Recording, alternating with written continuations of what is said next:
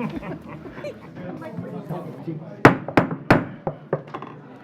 right, good afternoon. I would like to call to order the Pasco County Board of County Commissioners 1:30 p.m. meeting of April 22nd, 2025. At this time, please silence all electronic devices and mute your microphones. Please rise for the invocation and the pledge. I think Chaplain Graminga is here.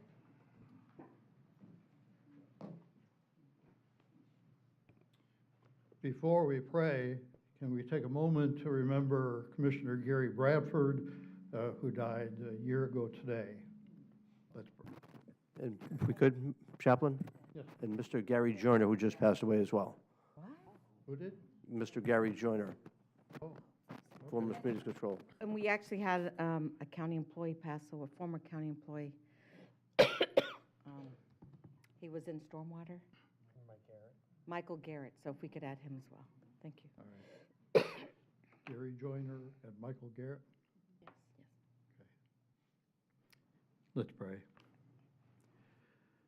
Father, we've come together to discuss the business of our county, and yet at the same time, we are reminded of Commissioner Bradford and told of the other two that just passed away, Lord. And that always affects our business as our remembrances go to those folks around us, Lord.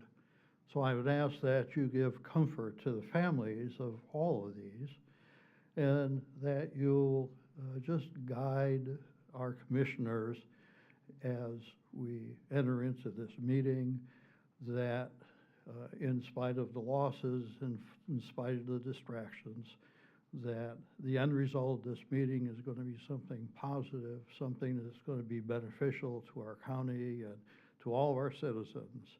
And so we ask that you give us wisdom, that you guide and lead us, and that you give us understanding as we embark on another important meeting today. And I lift this up in your name. Amen. Amen. Thank you.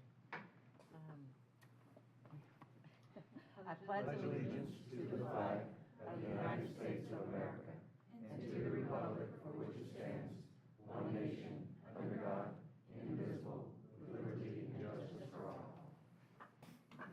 Okay. Can we please call the roll? Yes, ma'am. District 1, Commissioner Oakley. Here. District 2, Commissioner Waitman. Present. District 4, Commissioner Yeager. Here. District 5, Commissioner Mariano. Here. District 3, Chairman Starkey. Here. Okay, today's a little different than a normal day. We are going to jump into two time-certain resolutions. And Madam Clerk, would you please read the first resolution? Yes, ma'am. And would the recipient please approach the podium?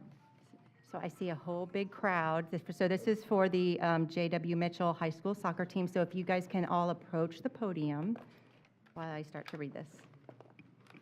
Thank you, gentlemen. Okay, by the Board of County Commissioners, this is resolution number 25-191, a resolution by the Board of County Commissioners of Pasco County, Florida, congratulating the J.W. Mitchell High School boys soccer team for winning a state championship. Whereas on February 22nd, 2025, the J.W. Mitchell High School boys soccer team beat the second-ranked team in the country and top-ranked team in Class 6A, Jacksonville Mandarin boys soccer team 1-0 to capture the Class 6A boys soccer state championship. And whereas the J.W. Mitchell High School boys soccer team handed the Jacksonville Mandarin boys soccer team their first loss of the season, withstanding every challenge that Mandarin mounted over the duration of the game. And whereas the J.W. Mitchell High School boys soccer team was the only Tampa Bay area school to win a state title this year in soccer. And whereas this state championship win marks just the second time a Pasco County boys soccer program has reached the pinnacle of Florida high school soccer, with the J.W. Mitchell High School boys soccer team winning in 2010. And whereas the path to the title game was hard fought, with the J.W. Mitchell High School boys soccer team showing their resiliency in the semifinal in a back-and-forth battle against Olympic Heights.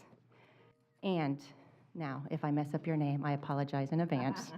Whereas the J.W. Mitchell High School boys soccer team is comprised of players Pantelis Hematonis, Alejandro Acosta, Thomas Lutz, Quentin Hansen, Caden Pappas, Asher Bodie, Alexi Anasio, Tyson Wallace, Luke McLaren, Drew Delaney, Jack Schaefer, Jackson Shaw, Kawa Cardozo, Elijah Sanchez, Trent Swift, Caden Beaver, Gio Guerra, Cameron Coyer, Adam Naam, Denton Buchanan, Eduardo Mezzaluna, Dion Shala, Thomas Triglia, and David Gillespie. And whereas the J.W. Mitchell High School boys soccer team is coached by Tyler Frick, Joe Schulman, Jason Perwowski, Cole McGibbon, Medine Kukalak, and Oscar Ubilius. And whereas the J.W. Mitchell High School boys soccer team finished the 2024-2025 season with a remarkable record of 22 wins, 2 losses, and 2 tie games.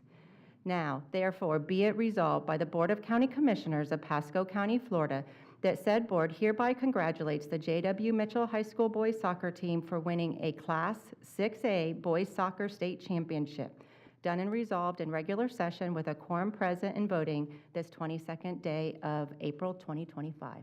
Move approval. Second. All in favor? Aye. Oh my gosh, what an accomplishment. I'm just so proud of you guys. That's just amazing. My daughter played soccer at River Ridge and went on to play soccer at the Air Force Academy. Her name was Lindsay, and left-footed forward. And she actually married a fellow soccer player from the academy who was on the national team. So we have soccer in our blood, although my grandchildren are playing hockey for some reason. But I'm just so glad that you're here today with us and we get to celebrate this. And what a game that must have been in your state championship game. So welcome, and please, Coach, tell us about your year and your program. Oh, thank you very much for having us, first of all. What these guys accomplished, what we accomplished this year is very rare. From my own research, it's only the 6th team sports title in Pasco County high school sports history, and we're lucky to have 2 of them. These guys had a great year. They came together finally at the end, and a great playoff run against great competition to accomplish what they did, and we're enjoying all of this for sure. And we thank you very much for acknowledging us and recognizing us. How many of your team are seniors? We have 14. 14, so it'll be a big turnover next year, but Boy. this was the culmination of about a 3-year project, and it came to fruition, so we're very happy about that. And do we know yet if any seniors are moving on to continue their soccer careers? Some will. Nothing is set in stone yet. Too We're early. waiting on some commitments, and we'll do it, but some will be, yes. Well, we wish you great luck. Any commissioners, real quick? Okay. So I just want to say congratulations, boys. I'm sure like all these memories, just the bus rides back, the excitement, the bonding, the friendships, this will last forever. And just take it all in, because you know what? You're going to blink, you're going to be out of high school, and this is the best time of your life right now. So congratulations again. And you guys worked hard and you deserve it. I'd like to say congratulations, too. What a thrill it must have been beating the number 1 and 2 teams in the state, too. Great job. Okay, so, go ahead. Okay. I was gonna keep us I'd moving like now. to thank each and every one for the hard work that you put in to be so successful. So the door opens here, so be continued success in your lives throughout your lives. So, and come back and be working and playing and living here in Pasco County and be one of our great citizens that we have so many of. So thank you. Thank you. We're very proud to put Pasco on the map again in high school sports, for sure. Yeah. And echo fellow commissioners and gentlemen, congratulations. Great work. Parents, some of you are here. Congratulations to you all also. All the hours and days and weekends, probably Right. going to club matches all across the state. So they couldn't have done it without you all too. So congratulations all around.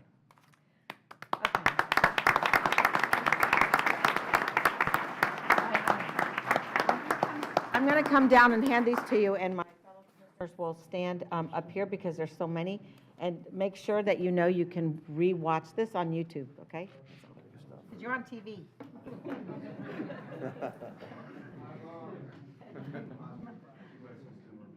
You want us in front?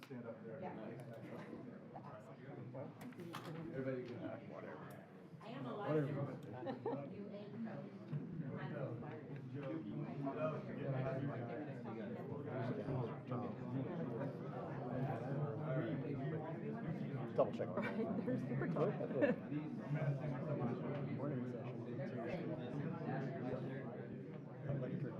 I'm not third row.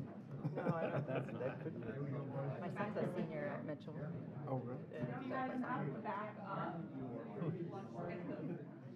Yeah, keep going back, all the way to here. Do you have one? Come on back, guys. We'll make sure.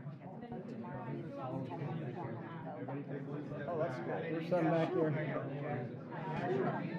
Save you a trip. Yeah, that's horrible. I know. Sebring? Yep. Yeah.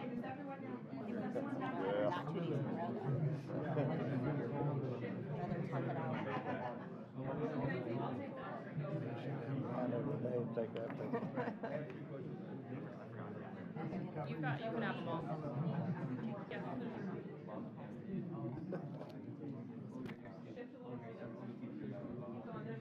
Put the heels on.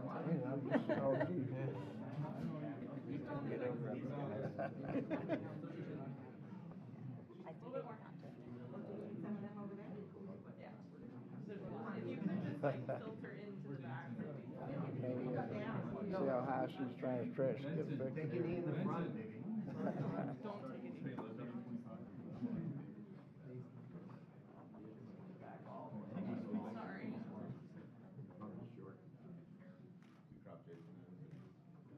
The county can send you guys all the official.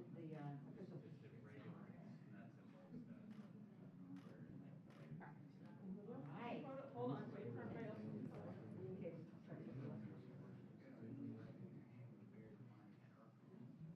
Okay, all right, I got to keep this meeting moving. Yeah, you're good. All right, congratulations, everybody.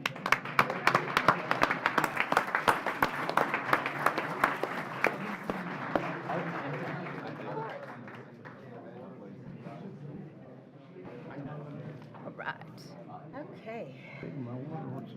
And now we will do resolution 2. Go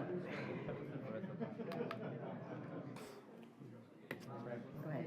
All right, so the next resolution is for David Gwynn. So Mr. Gwynn, if you can come to the podium. All right. So by the Board of County Commissioners, resolution number 25193, a resolution by the Board of County Commissioners of Pasco County, Florida, honoring David Gwynn for his service to Pasco County and congratulating him on his retirement. Whereas David Gwynn is a 1983 graduate from the United States Military Academy at West Point, where he earned a bachelor's in engineering degree. During his military service, he served as a field artillery officer in the U.S. Army as well as the Florida National Guard. David holds a Master of Transportation Engineering degree from the University of Florida. And whereas David spent 30 years in the private sector providing consulting services to the transportation industry before joining the Florida Department of Transportation in January 2016.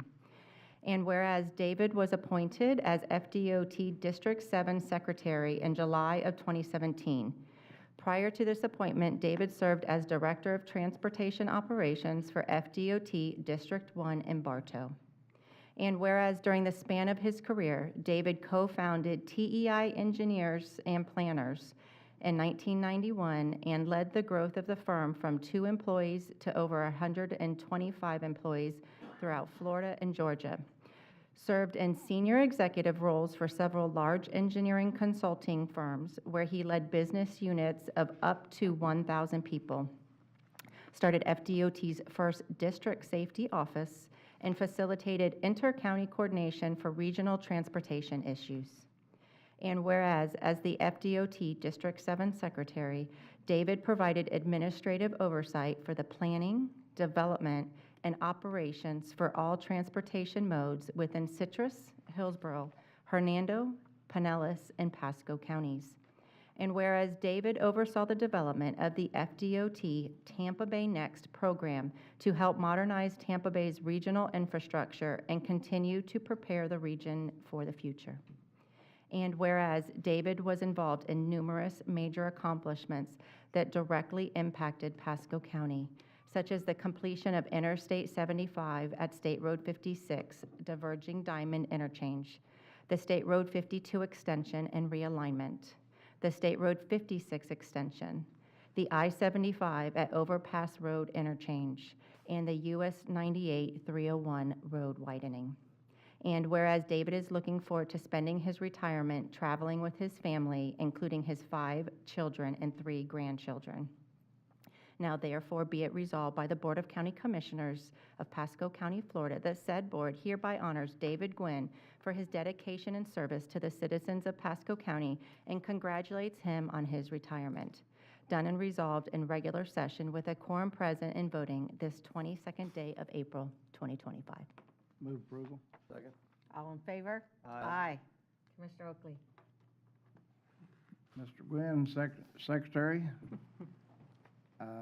I was voted in in November prior to you coming in January of 16, I guess it is, or you came in 16. I was voted in 16. So, but you've been my District 7 Secretary of FDOT the entire time of my first two terms, and just now you're leaving. But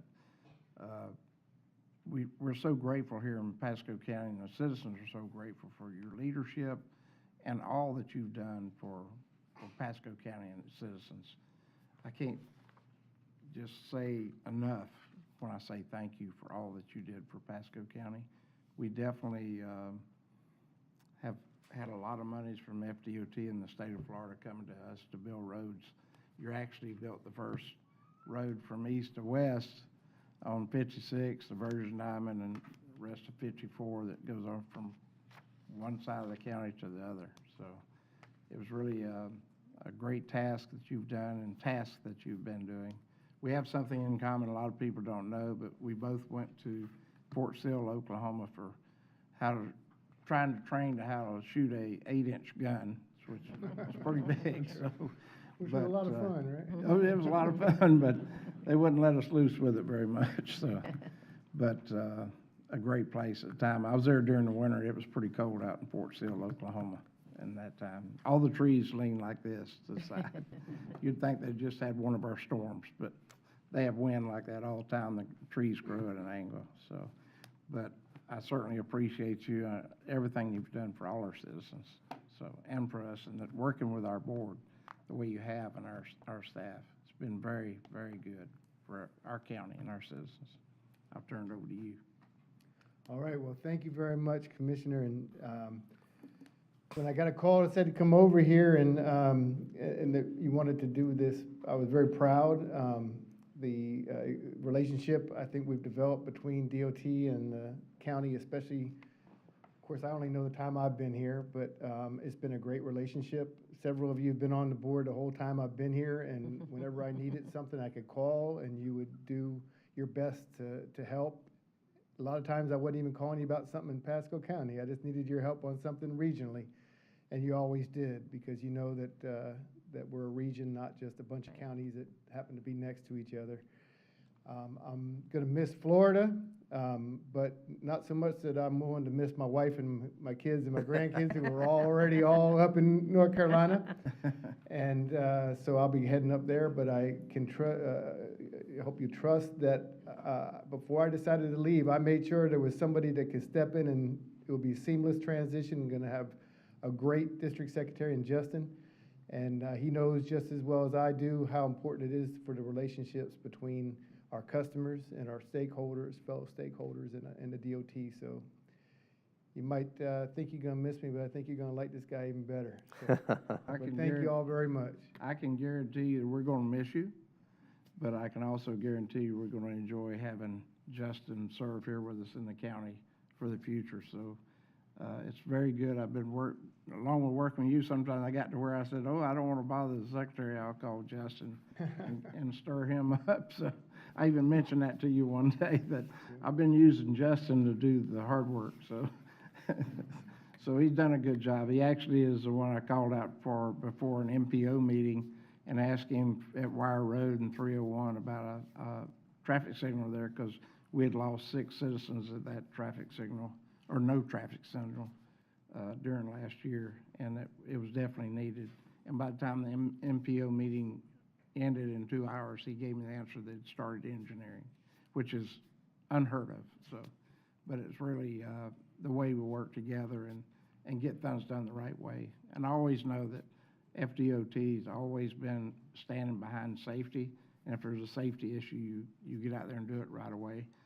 Which reminds me, go back to 98 when we had a young man killed there at 98 and Trilby Road there, and you came within 6 or 8 months, we put in a roundabout there that I had some of my citizens out there telling me, oh, that's the wrong thing to do, that's the wrong thing to do, till they come back to me after it was done and said, that's one of the best things we did, is put that roundabout. So, but it was great work that we were able to do together. So, thank you. Commissioner Waitman? Thank you, Chair. Yeah, Secretary Gwynn, appreciate you taking a rookie commissioner like me and spending time and giving us a tour of your office and meeting your team and working with Justin. It's your demeanor that you've led your office with under your tenure, and the way that you've managed all your customer base and working collaboratively with Pasco and just different various departments. It just goes to show that no matter what you do, you're going to be successful. And just excited to continue to work with the department that you've built. And Justin, no pressure, Justin. And I wish you the best retirement and safe travels to North Carolina. And hopefully we see you in Florida sometime again. But glad you're here today. Thank you. Well, thank you for everything you did for the county, and congratulations on this next chapter. I can't even believe you're here. I think I'd already be in North Carolina with your kids and grandkids, but just enjoy this time. You worked for it, and it's going to be great. Thank you. Yeah. Commissioner? Mr. Gwynn, I'm going to miss you. I'm going to tell you, before you got into office, into the position, the struggles we had with DOT were just like unbelievable, just like just nonsensical things we had to go battle with. What you have done coming in and working with us and the whole region has been absolutely phenomenal. You've changed the culture. To me, from all the people I've worked with in every single department, from any government agency, you are the ultimate public servant. And the best thing is, as you said, you've got a great leader coming in behind you. The culture that you had to develop, the customer service you've implemented with everybody, is just it's the way government's supposed to work. And I will tell you, for someone who's been through some rough roads with different things going on, what you have done has just been phenomenal every step of the way. I'm glad you feel that as you step away, you've got good leadership coming behind you, because what you have done has just been phenomenal every step of the way. And I can't thank you enough. And I wish you all the best with your wife and kids and grandkids. And you've enjoyed it, so have a great time. Well, I'm very happy for you that you're retiring, but I'm very sad for all of us that you're going. But I agree with Commissioner Mariano. I think you're my favorite public servant. And I so enjoyed working with you on T-BART all those years. And your quiet, strong leadership and helping to say that transportation is regional. It's not just local, but it's very important to have that regional perspective. And boy, we had some challenges. But I think we're going to get there.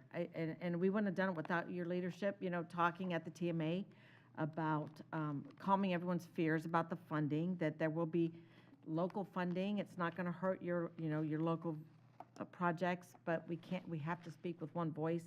And Justin, those are the big shoes you're going to have to fill, because all the counties need to hear that from DOT. And so I know you've trained Justin well, but my gosh, I don't know how anyone fills your shoes. So please come back and visit us. Enjoy North Carolina, but It's a very sad day for me. I really enjoyed working with you. Same here.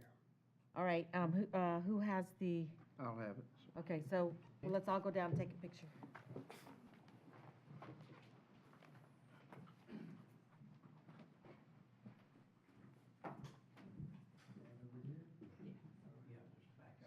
Right in the middle. Very much. I miss you already.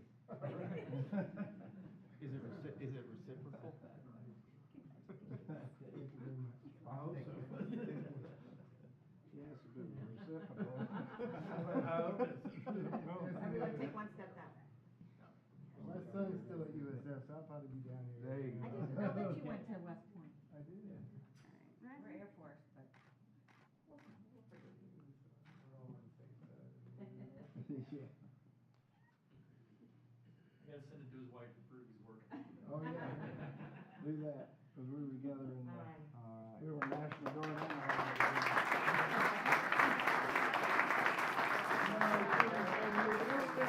because I was in there in '67 when I was in the service, but he graduated in '80 or '79. Yeah. Agreement on that could be. Yeah, right. All right. Thank you very much. Our adjustments, something you keep up the good work. I will be calling about overpass, bike overpass funding. Okay, we are now going to move to the, so different today. So we do the consent later. Okay, so we're going to move on to the public hearings. We're going to start with the ordinances. Item P45, which is a continuance. All right, P45 was advertised in the Tampa Bay Times, February 19th, 2025, and by affidavit of certified mailings and site postings.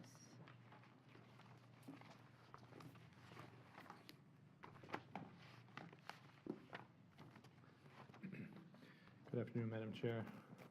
Nectarios Pitos, Planning Development Economic Growth. Was noticed, you mentioned one that was noticed. Item P45 is PDE 250060.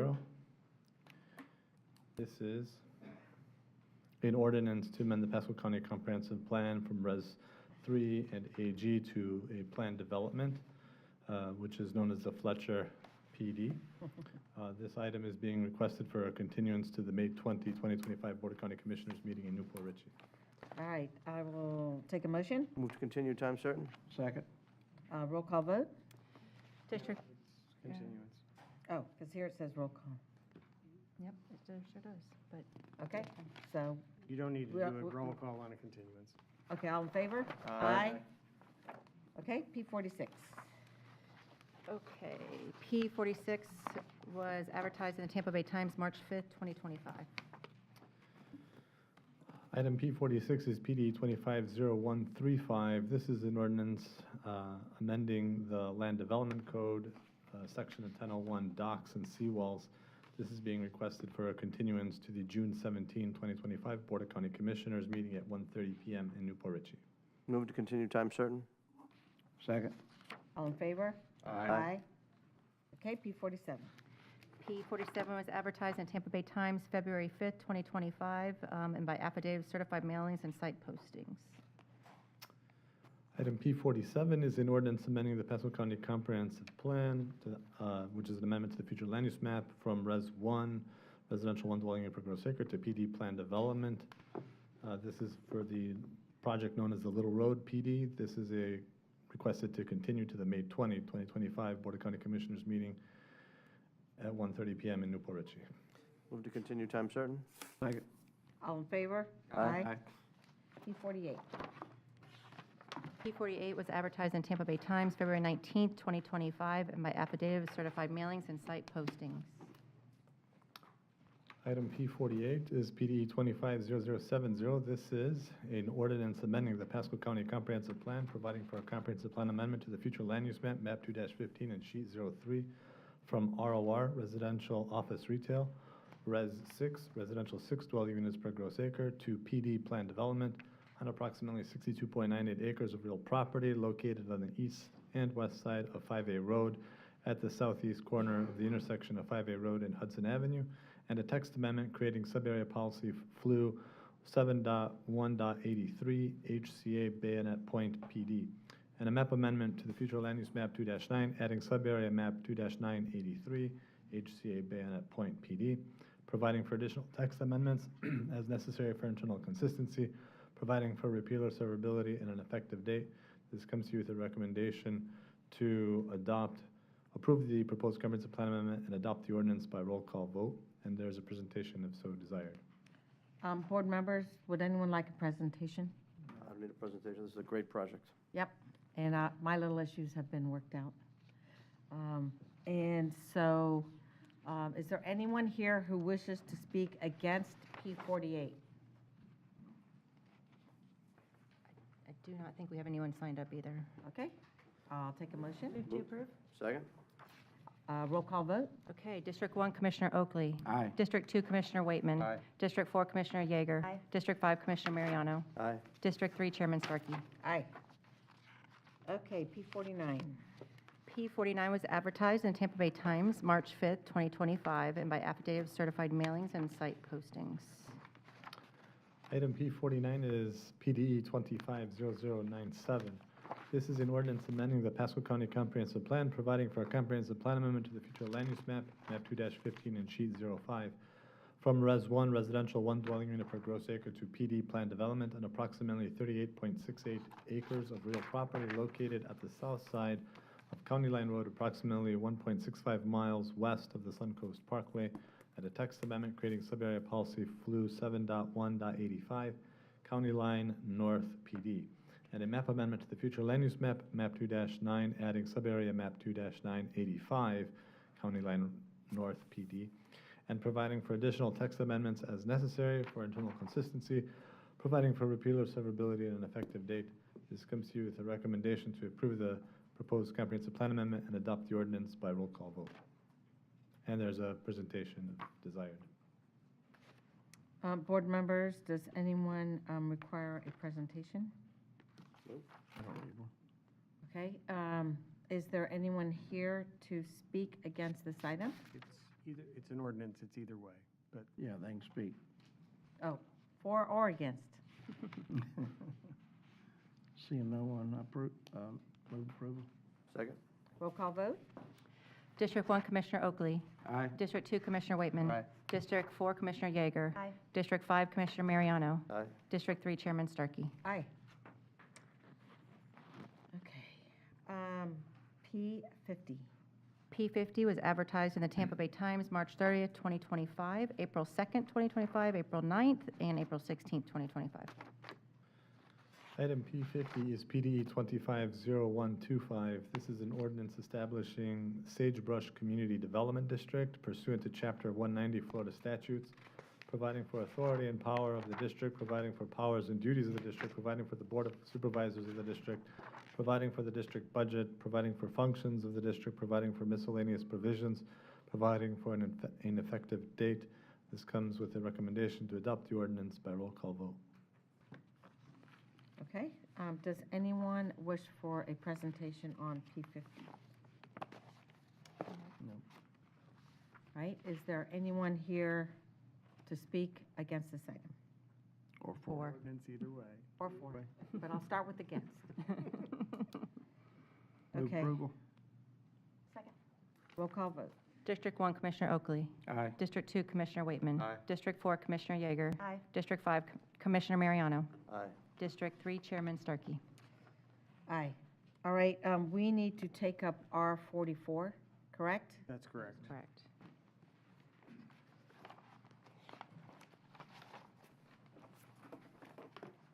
Take up which one? Well, good afternoon. Yeah. Good afternoon, Commissioners. Ryan Gwynn, Pasco County Fire Chief. R44, FR 25-1620 is the second workshop dedicated to the extraordinary circumstances necessitating the need for the fire rescue, fire combat, and fire rescue service impact fees to exceed the phase-in limitations of sections 163.31801, 6B, C, and D of the Florida statutes. Sub-statutes Limits impact fee increases to 50% of current impact fee rate, requires impact fee increases up to this amount to be limited in a 2 or 4 year incrementation, phase-in limitations. But it also allows for local government to exceed the phase-in limitations if the local government demonstrates extraordinary circumstances necessitating this need. We can exceed that phase-in limits. So because Fire Rescue is proposing a fire combat and rescue service impact fee increase that will exceed the phase-in limitations, we have to do these workshops, and this is the second one. So extraordinary circumstances include unprecedented development in Pasco County, which obviously more people increases our call volume. Population growth since 2004 has increased in Pasco County 43.2% compared to 13.4% of the national average. The current impact fee was adopted in 2003 and has remained unchanged since then. Since then, Fire Rescue has witnessed a 150% increase in construction costs over recent years. The CCI indexing increasing as well, 143% from 2002 to 2022. Land values have increased exponentially to approximately $65,000 an acre on property that we're seeking and usable, to an average of 160% increase since 2002. And, you know, using NFPA 1710 as our guiding light, we're also behind fire stations. According to their calculations, 4, according to our calculations, 5, because NFPA doesn't take into effect the geographical layout of the county. So because of these extraordinary circumstances, it's necessary to update project costs and therefore the impact fee and ensure that we can deliver the new services that are needed. And to show you, we have a graph here, which just shows the growth in Pasco County. The dotted line is Pasco County as a representation to our surrounding areas as well as the national average. If I'm going too fast, please stop me, but I know we're trying to hurry up. Sorry about that. This next graph shows our call volume, which is the blue line on top, how it correlates directly to the increase in new impact or new home permits. The next slide shows the CCI increase, especially around between the 2000 and 2020 area, how construction costs have climbed significantly. So our existing fire fees are right at about $420 a residential unit and about $548 for a non-residential unit. At that current rate, next slide, please. Sorry, you got to keep up with me, sorry. At that current rate, we're projected to raise about $10 million worth of capital revenue roughly about every 4 years. If you look up at the proposed fee area, we can shorten that up to about 2.5 to 3 years, and then also to an even quicker gap if we remove the 50,000 square foot commercial cap, which is denoted by the orange line. And then now I'd like to bring up a representative from Stantec, our third-party representative that we use to kind of collect this data, and he can go over some of the methodology on how we came up with this. Pete? Thanks, Chief. Good afternoon, Commissioners. I have a brief presentation summarizing the results of our impact fee study. You need to identify yourself. Oh, I'm sorry. Peter Napoli with Stantec Consulting, based in Tampa, Florida.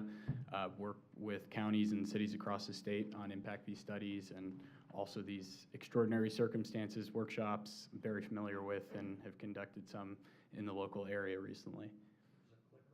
What a great picture. Oh, perfect. Okay. Isn't that a good picture? So to start out, and I'm sure you are all very aware of what impact fees are, but we do like to give a brief overview of impact fees. Are used for capital costs only to fund expansion-related capital costs. That's an important distinction there. So capital facilities that are necessitated by growth. Without impact fees are totally a policy decision. So you can choose to not have them, or choose to have them at a lower cost recovery level. Without the use of impact fees, the necessary facilities may not be constructed to keep up with growth, or they may be funded from other sources, such as taxpayer revenues.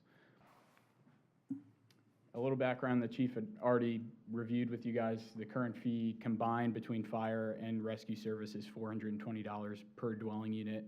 On the non-residential side, it is per 1,000 square feet, and currently there is a cap that exists in the county's ordinance that caps non-residential development at 50,000 square feet. That's an unusual cap in my experience. I haven't seen that around the state before. So part of our suggestions and recommendations here today is to remove that cap and assess all of the square footage of non-residential development with impact fees. So the reason for the extraordinary circumstances workshop, and I believe you have, as a county, gone through this recently, so I don't need to go into too much detail. And also the chief already highlighted the demonstrated need, both from high population growth, construction cost increases. Another one is the duration of time since the last, this impact fee has been updated. So it's been over 20 years since this impact fee has been looked at. That's often used as a justification for exceeding the limitations. Can I ask you a question on that top chart? Yes? Did you put Pasco County in white on a white paper? Oh, so what happened was, you saw it better on Chief's graph, but it got reformatted because we went into Pasco County's like slide template, and the colors changed and kind of looks odd. But I can go back to the Chief's. He has the same graph. That's unusual. It was supposed to be orange, Yeah. and then it changed when they reformatted it by putting it in a Pasco slide deck. Sorry about that. The methodology that we use, and this is another thing that kind of, you can see that hybrid method at the bottom there is supposed to be a different color and easier to see. We use the hybrid methodology, which is a mixture of existing costs. So we take your fixed assets for the fire rescue department, and then we also include the capital improvements. So it's existing and future costs, existing capacity in the county, and future capacity added with the capital improvements that are planned.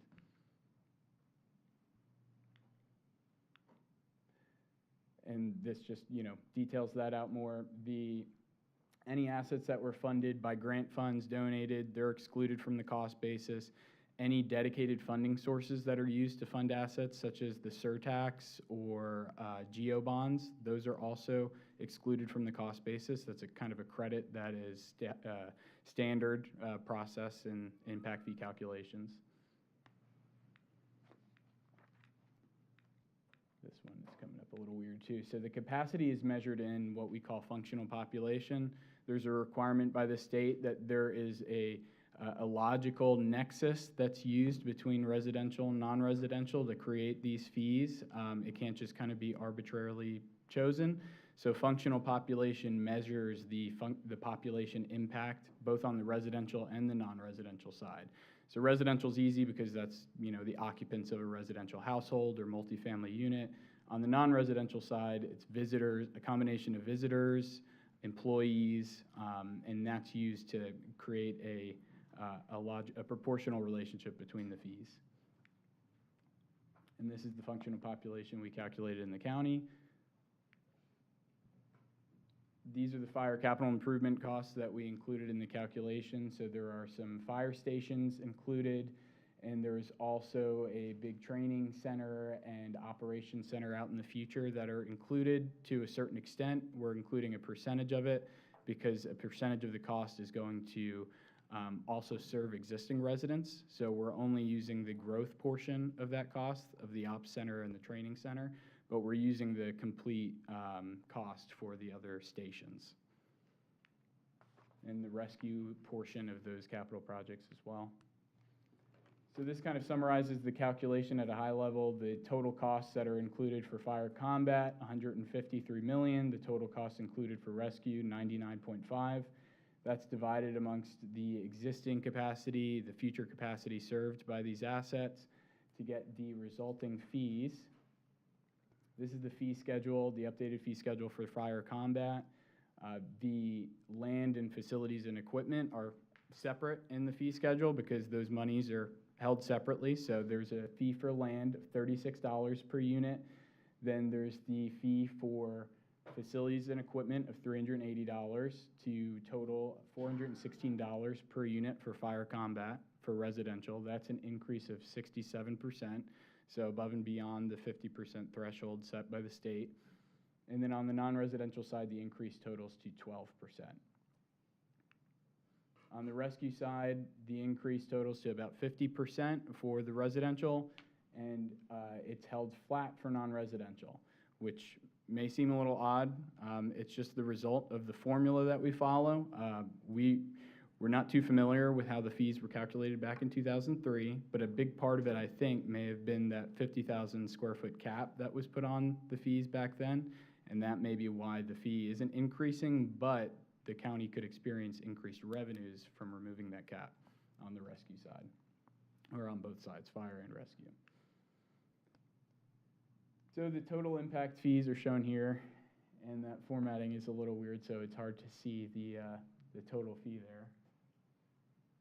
$674 for residential combined between fire and rescue, and that's a total of a 60% increase over the existing fees. This is a chart of all of the impact fees in the county's impact fee schedule as compared to some other regional counties. Since this fee, both the fire and the EMS are a smaller portion of the overall impact fee that the county charges, it doesn't substantially move you in placement in the survey.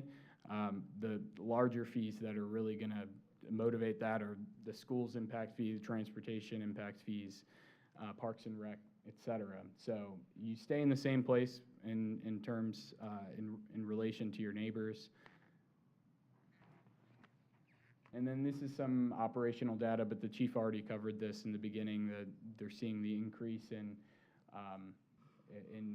calls and incidents regarding growth and new development in the county. And with that, this is the second of the extraordinary workshops that are necessary for exceeding these limitations. Other than that, it requires 2/3 approval, and then notice is, there's a statutory requirement of noticing 90 days before you start collecting the new fee levels, if you so choose to go with the updated results. And that's the end of my presentation. Okay, board members, do you have any questions? Commissioner Mariano? Just a comment. You know, I think it's sad that we didn't do this since 2003. Could have been a lot less stress on budgets going behind us. One thing I'd like to see us do, and I'm supportive to do these, I'm okay with even removing the cap, but I would like to see us, if we've got something that's economic development related, tourist development related, that they have an opportunity to actually ask us for a reimbursement through some other source of need, if possible. Do you guys have any comments? I have one. So I would say, yeah, this is way overdue, but I do have a little hesitation in an unlimited on the commercial. And I asked the question, and maybe someone can tell me, because I don't know how big. How big is that Target building? How big is that Amazon distribution center? 1 million square feet. The target is, yes, ma'am. Yeah, so what would their fire impact fee be? I'd have to do the calculations again, but roughly about $800,000. Yeah, so I have a little concern of going, you know, I don't know why we had that cap. Maybe it was to get it through. I don't know. We had very little commercial then. So we definitely have to change that. But I wonder if we want to, you know, have something graduated when you get to two big sizes. I don't know what the right number is, but I thought maybe someone else might bring it up here. How big, the target's 1 million square feet? Yes, ma'am. That's a mind blow right there. So, It's you know, not maybe at even in- 500,000 Target's not feet, even in it's- service. Huh? The Target building's not even in service I at know, this time. but, We did some slight comparisons just for reference. So like a Walmart distribution center, like the one represented in Zephyr Hills, their current impact fees that they paid were $26,000. This proposal would bring them up to about $28,000. That's such it? as- it would only go up to 28, how many square feet is that? Just over 50,000, and that's a Walmart distribution center. The distribution center's only Or the 50,000? super center, sorry, Walmart super center. Oh, In okay, not a Zephyr Hills? distribution center. See, I just wonder if we should lower it when we get to a distribution center a little bit. Yes, Commissioner Mariano? Maybe just make the number 100,000. Yeah, or 250,000 or something. But what are the I think other it's gonna be counties are rare. doing? What are the other counties The doing? other counties don't have caps. It's, as the So if they're doing third it in party other said, counties. it's, you know, kind of unprecedented, unfortunately. And for another example, a recent hospital that just opened up in the Wesley Chapel area, they paid $27,000 in impact fees. Without the commercial cap, theirs would have been $179,000. And how many square feet was it, Tina? I'd have to do the math on that exactly, but. I Is that just- Baycare? Yes, ma'am. Yes, sir. I just, I think it's really sad that we didn't capture those better, but when you have a building that's, 500,000 square feet, I just wonder if we should just go ahead and cap it at 500,000 square feet or something. We'll hardly catch it. There won't be very many of them, but it seems fairer. But The only reason I'm going to disagree is because other counties already do it. They're paying it in other counties. We're In the Polk County? fastest growing county right now. So, I mean, why should we They're not put yet. any more stress on our budget when I think we should do it. And Polk County has no caps on, because they have a lot of distribution centers. I think I'm asking the consultant. Sorry. I'm sorry, I can't say for certain whether or not they do. At Polk County is specifically. I work with Citrus and Hernando. They don't have caps on their non-residential square footage. And then I've worked for numerous other cities and counties, but I haven't worked with Polk, so I can't say for certain. Fire Chief, are you aware if Polk County has a Yes, cap? ma'am. The fire marshal's done the research, and Polk County does not have a square footage cap. Okay. And I'll ask the consultant, you don't see a drop in service level for the capital things, the impact fees at a certain point in square footage? No, that argument's never really been made because if you ask the fire rescue department, they say the larger the building, the scale of their response is proportionate to the size. So their impact on the county's service system is proportional. So that's why I think there's not typically a cap. I think, Jack. I'm good. Commissioner Mariano. So back to, I mean, at that Moffett groundbreaking today, hearing Madam Chair say the words that we're a bedroom community, as hard as we work to create jobs and jobs and jobs, and that's still an impression that's there.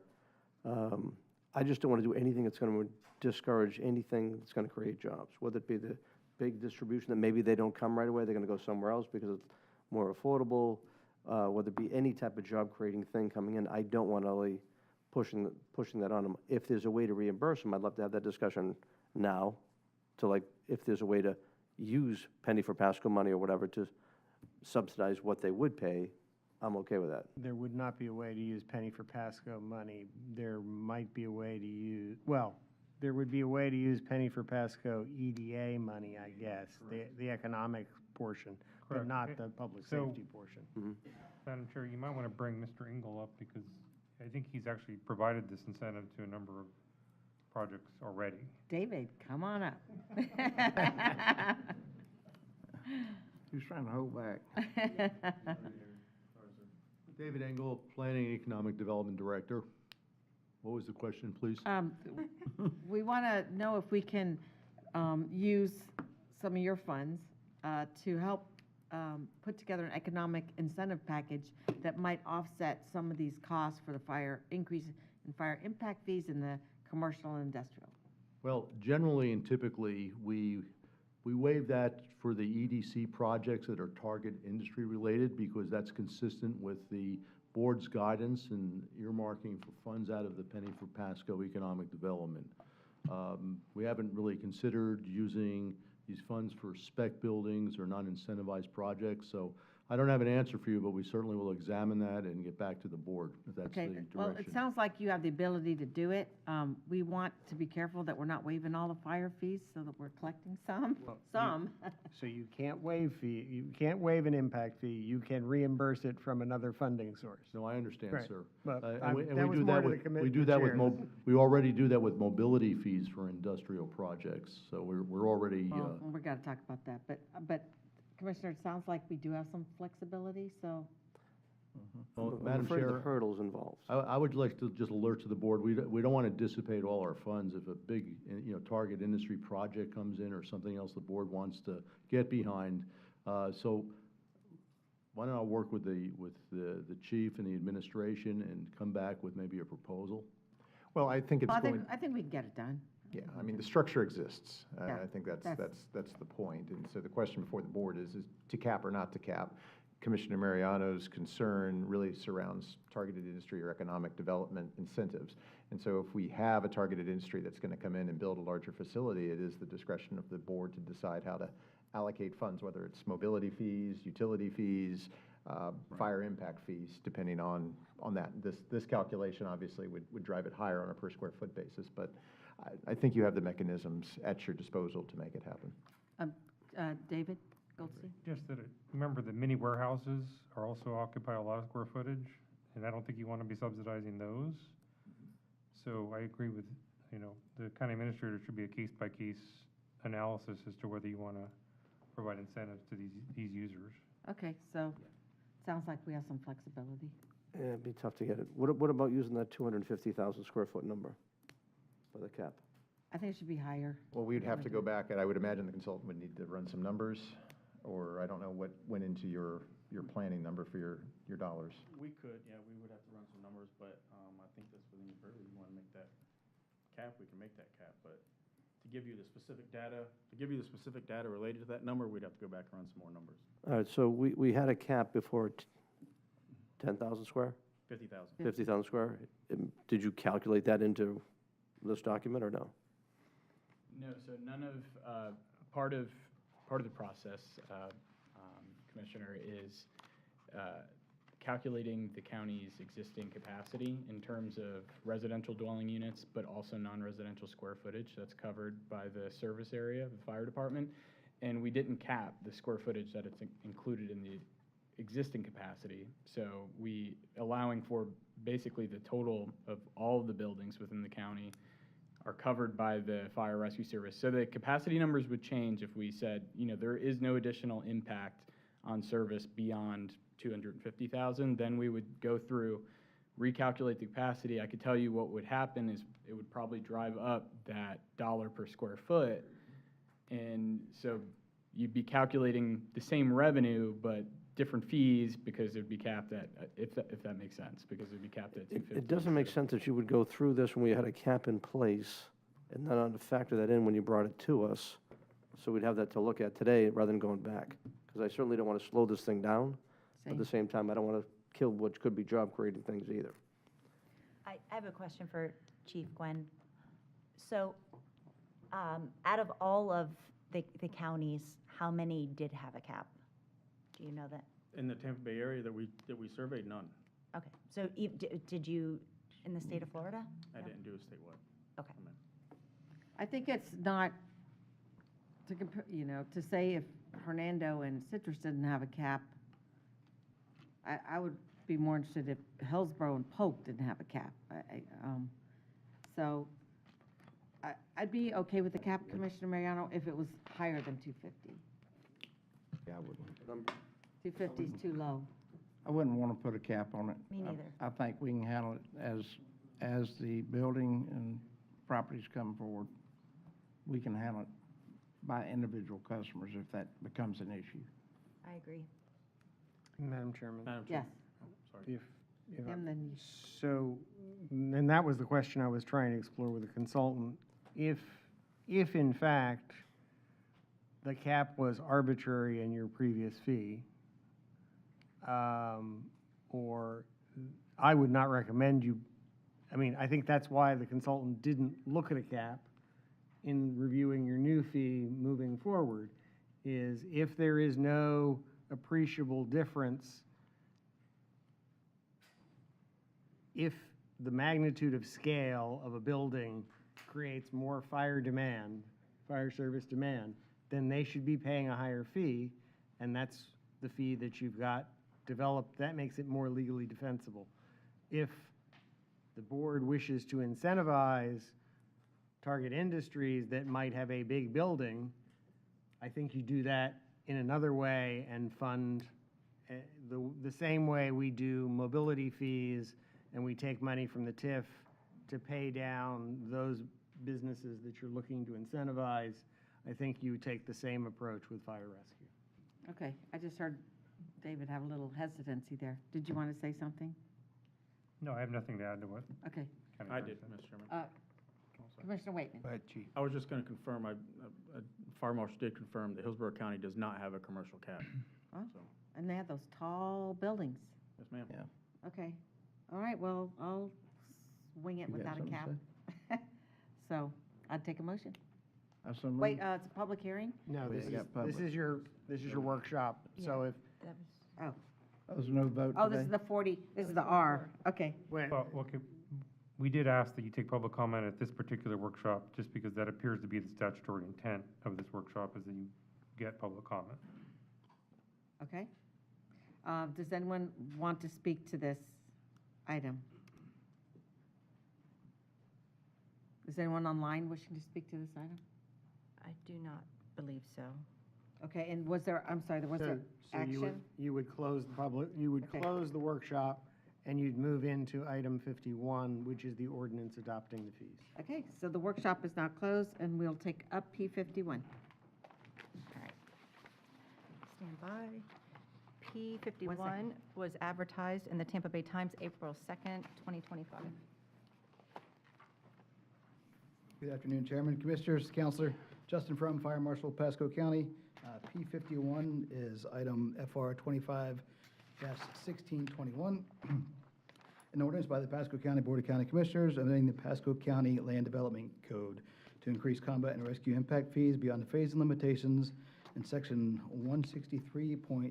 163.31801, subsection 6, Florida State Statutes, amending section 103.1, jurisdictional applicability, providing for amendments to section 1302.6, fire combat and rescue service impact fee, to make such section consistent with the 2024 fire combat and rescue service impact fee study, and to adopt such study to increase the amount of fire combat and rescue service impact fees, providing for additional amendments as necessary to ensure internal consistency, providing for applicability, repealer, providing for severability, and inclusion into the Land Development Code and an effective date. And we do have a presentation prepared. Commissioners, does anyone need a presentation? Good. Okay, is there anyone here who wishes to speak against P51? Take it either way. Either way. Or for it? If you're for it, just raise your hand. Okay, here comes somebody. I'm trying, Seth. You want to be out of here by 5? Oh, they were leaving. I thought they were walking up. Okay, I'll take a Move motion. approval? Second? It's just your first hearing. Okay. Oh, it is? I thought he said it was the second. Second workshop, but you still have another hearing for the ordinance on the 20th. Okay, I wondered if you did it when I was gone. The final adoption hearing is on the calendar for the May 20th Okay, County Commission meeting. okay, so now we will go to P52. Madam Chairman, yeah, rezoning? before you get to P52, there has been some chatter online about someone who had been signed up on WebEx for item 49. It does indicate that she wanted to speak on a rezoning change, which is where you are now, so I need some clarification about what Ms. Julian really wanted to speak to. From whom? Is she online? I saw her name on a paper, but did you have that? It just says zoning change, which was not It's not P49. specified here what, Kathy?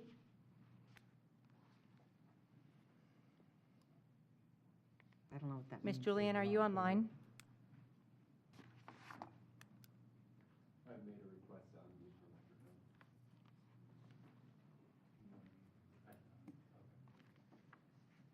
How'd you get that? Secret ways? There are text messages between the clerk and there and. Miss Julian, are you online yet?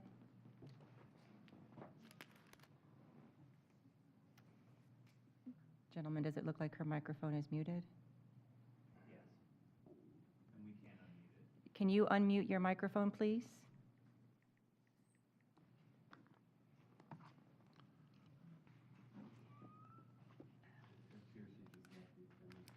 She just left? Okay. She is no longer online. Okay. Okay, so where was I? P, Madam Chairman, would you like me to read the rezoning? yes, I would. Yes, as we get into our rezoning. There are two rezoning agendas, regular and consent. Staff will present each application to the Board of County Commissioners. If staff or Planning Commission has recommended approval and there is no opposition, the application will be considered by the board without further presentation.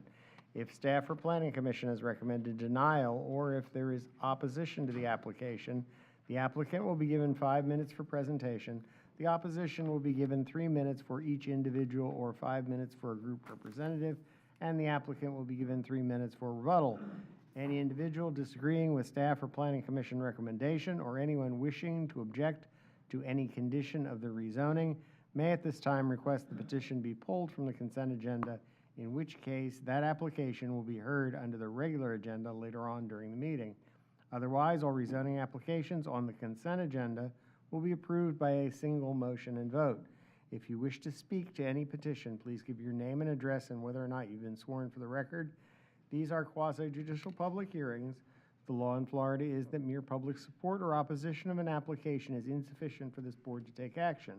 Please limit your comments to those criteria found within the board's land development code for rezoning. Madam Clerk, would you like to swear those in who wish to speak? Yes, sir. So if you plan to speak to any of the remaining items on the public hearing agenda, please stand and raise your right hand. Do you swear or affirm the testimony you're about to give is the truth, so help you God? Thank you. Okay, let's go.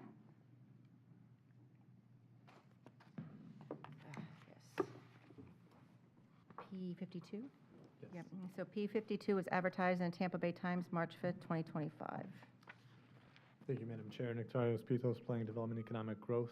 Item 52 is PDE 25CU08. This is a conditional use request by the name of Ubrecht Ronald C. and Patsy M. Living Trust, Bexley, Newland, for a 180-foot monopole. This comes to you with a request for a continuance to the May 2025 Board of County Commissioners meeting at 1:30 p.m. in Newport Richey. Okay, Move to continue, time certain. yeah. Okay, all in favor? Aye. I don't have to. P53.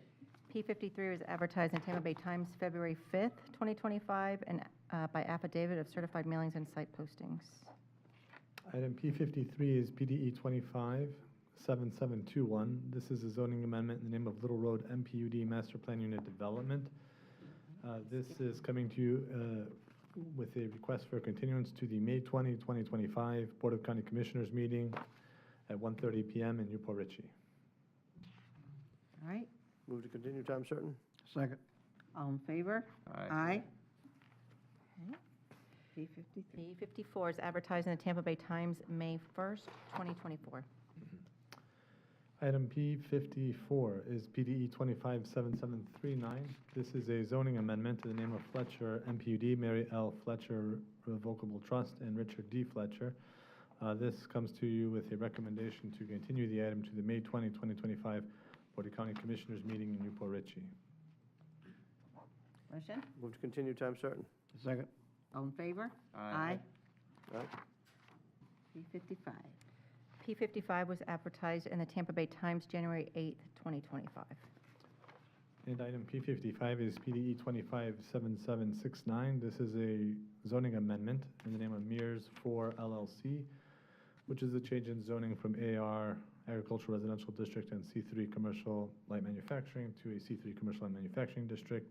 This comes to you with a recommendation to continue the item to the May 20, 2025 Board of County Commissioners meeting at 1:30 p.m. in Newport Richey.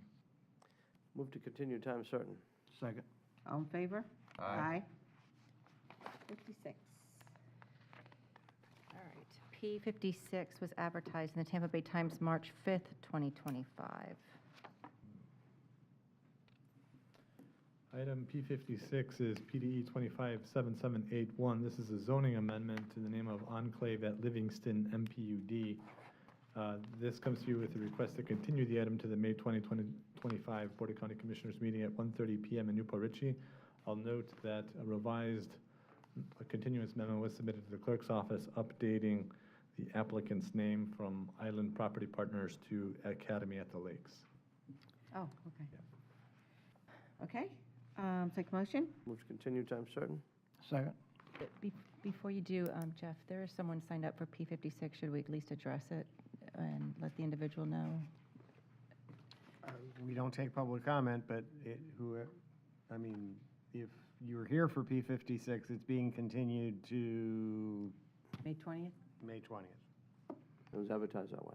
Yeah, I just don't want her to keep sitting here. no. Okay, thank you. Okay, P57. P50, oh, you didn't call the motion because I interrupted you. Will you Oh. please call the motion? Thank you, Shannon. All in favor? Aye. Opposed? Okay, P57.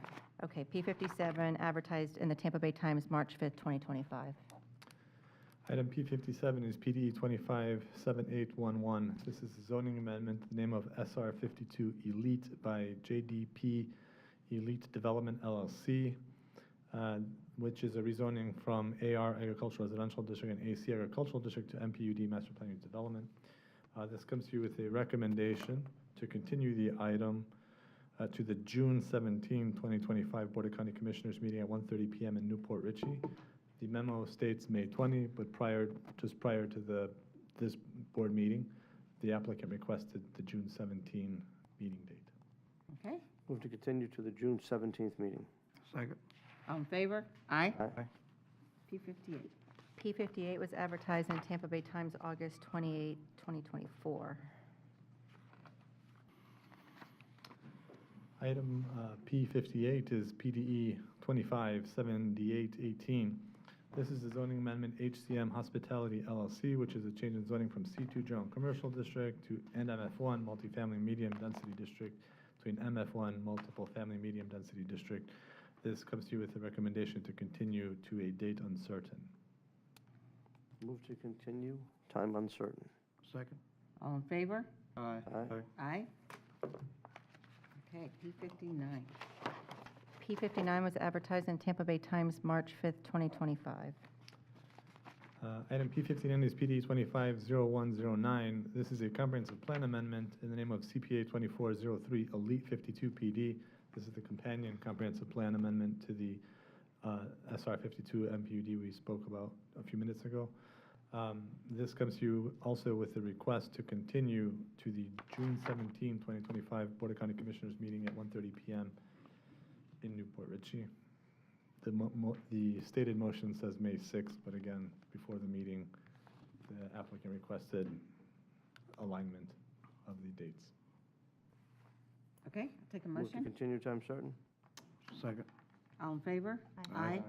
Next, P60 is advertised in the Tampa Bay Times, March 5th, 2025, and by affidavit certified mailings and site postings. This begins your consent agenda. okay. Item P60 is PD 257722. This is a zoning amendment in the name of Carly Properties LLC, which is a change in zoning from a MF1 multiple family medium density zoning district to a C3 commercial light manufacturing district in northwest Pasco County on the south side of New York Avenue, approximately 0.64 mile east of the US 19 and New York Avenue intersection, containing approximately 10 acres. This comes to you with a recommendation of approval and to adopt the zoning from the LPA and the Planning and Development and Economic Growth Department, and to adopt the zoning amendment. And there's a presentation if you would like. Board members, It's on consent. excuse me? It's on consent. Yeah, okay, just wonder if On you have any consent. questions. Okay, is there anyone here who wishes to speak against this item? Okay, seeing no one, we'll leave it on consent. P61 is advertised in the Tampa Bay Times, February 5th, 2025, and by affidavit certified mailings and site postings. Item P61 is PD 257796. This is a zoning amendment in the name of HCA Bayonet Point MPUD Master Plan Unit Development.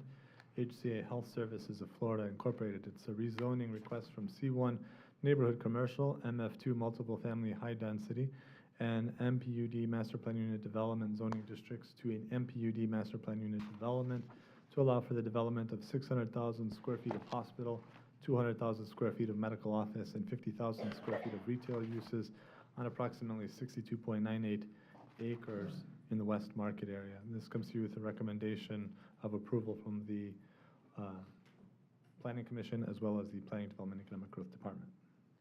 Does anyone wish for presentation to take it off consent? Leave it on? Okay. Is there anyone here to speak against this item that is on the consent agenda? Seeing no one, will leave it on consent. P63, 62? 62. Advertised in the Tampa Bay Times, March 5th, 2025, and by affidavit of certified mailings and site postings. Really quick, just to note for the HCA item, there was an there were a few ex parte submitted to the clerk's office on that item. For P61. For P61, that's right. Thank you. And also, while we're on ex parte for P62, as well as the Sun City MPUD, which I believe is the next item, those also had ex partes that were submitted to the clerk's office as well. Item P62, PD 257820 is a zoning amendment in the name of Suncoast Village MPUD by the Hlavik Family Trust, which is a rezoning request from AC Agricultural District to MPUD Master Plan Unit Development District to allow for the development of 144 platted townhomes and associated infrastructure on approximately 19.3 acres located in northwest Pasco County. This comes to you with a recommendation from the Planning Commission and from the Planning Development and Economic Growth Department to approve the MPUD.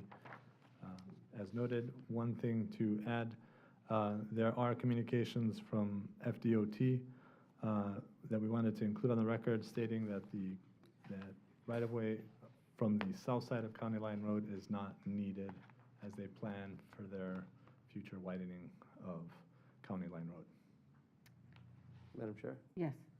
Terry, do you have the language in there, is that's not going to be there?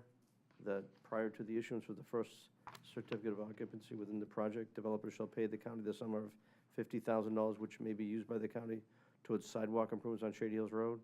This payment shall not be mobility fee credible. Developers should not be required to construct a sidewalk along the project's County Line Road frontage, which you just spoke of. Yes, I have that language. So that language is in there with the $50,000 donation. We will update the documents right after the meeting to include that, but that's to be included as part of this.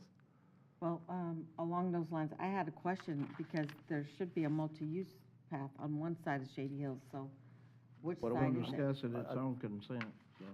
We have Madam questions? Chair? Yes. So I was going to have, if he didn't have that language, I was going to pull 62 and 63, so those last two consent items. So if you want, we can hear a presentation on both. Yeah, because there were some changes that I think were made at my request, and maybe you want to hear them. I kind of would like you to hear them, so let's pull 62 and 63 off consent. And I'll take a motion for the consent agenda. So moved. Second. All in favor? Aye. Aye. Okay, P62.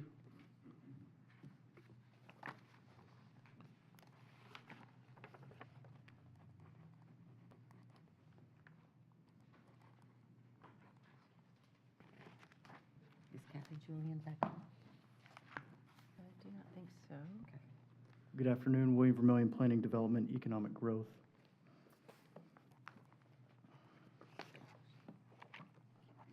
This is item PD 257820, the Suncoast Village MPUD, the rezoning request from AC Agricultural to MPUD Master Plan Unit Development for the maximum development of 144 platted townhomes, the associated infrastructure on 19 acres. It is just south of County Line Road, 2 miles to the west of the Suncoast Parkway. Here's the rough location map on County Line Road. The aerial showing both of these parcels. Current zoning map reflecting AC Agricultural, as well as the future land use. Here is a contextual map showing this MPUD subject site in relation to the overall area. The Northridge MPUD just to the south, roughly 700 residential dwelling units as well as commercial along the frontage of County Line Road. There are some industrial pieces as well as the Pasco mine that currently exists with a conditional use. As you get more towards the Suncoast as well as the C1 portion, In between the purple parcel there, the industrial, and the subject site here is the next MPUD. MPUD you'll be hearing from, item 63. There's one variation request with this MPUD from 901-6011, street design and dedication requirements, continuation of mixed street patterns, for the applicant to not provide an interconnect to the south. Of course, to the south is that Northridge MPUD, which is already in for plat and doesn't have a vehicular access there. The applicant was not able to provide one because of that platting. This is the master plan for this MPUD. This is a pretty basic box, but what you can see more on is this binding MPUD plan here, the binding conceptual plan, in which the park space is centrally located, as well as located along the frontage of the County Line Road, as well as that reverse frontage road that connects the Northridge commercial portion to this MPUD, as well as to the MPUD that abuts it, which is item P63.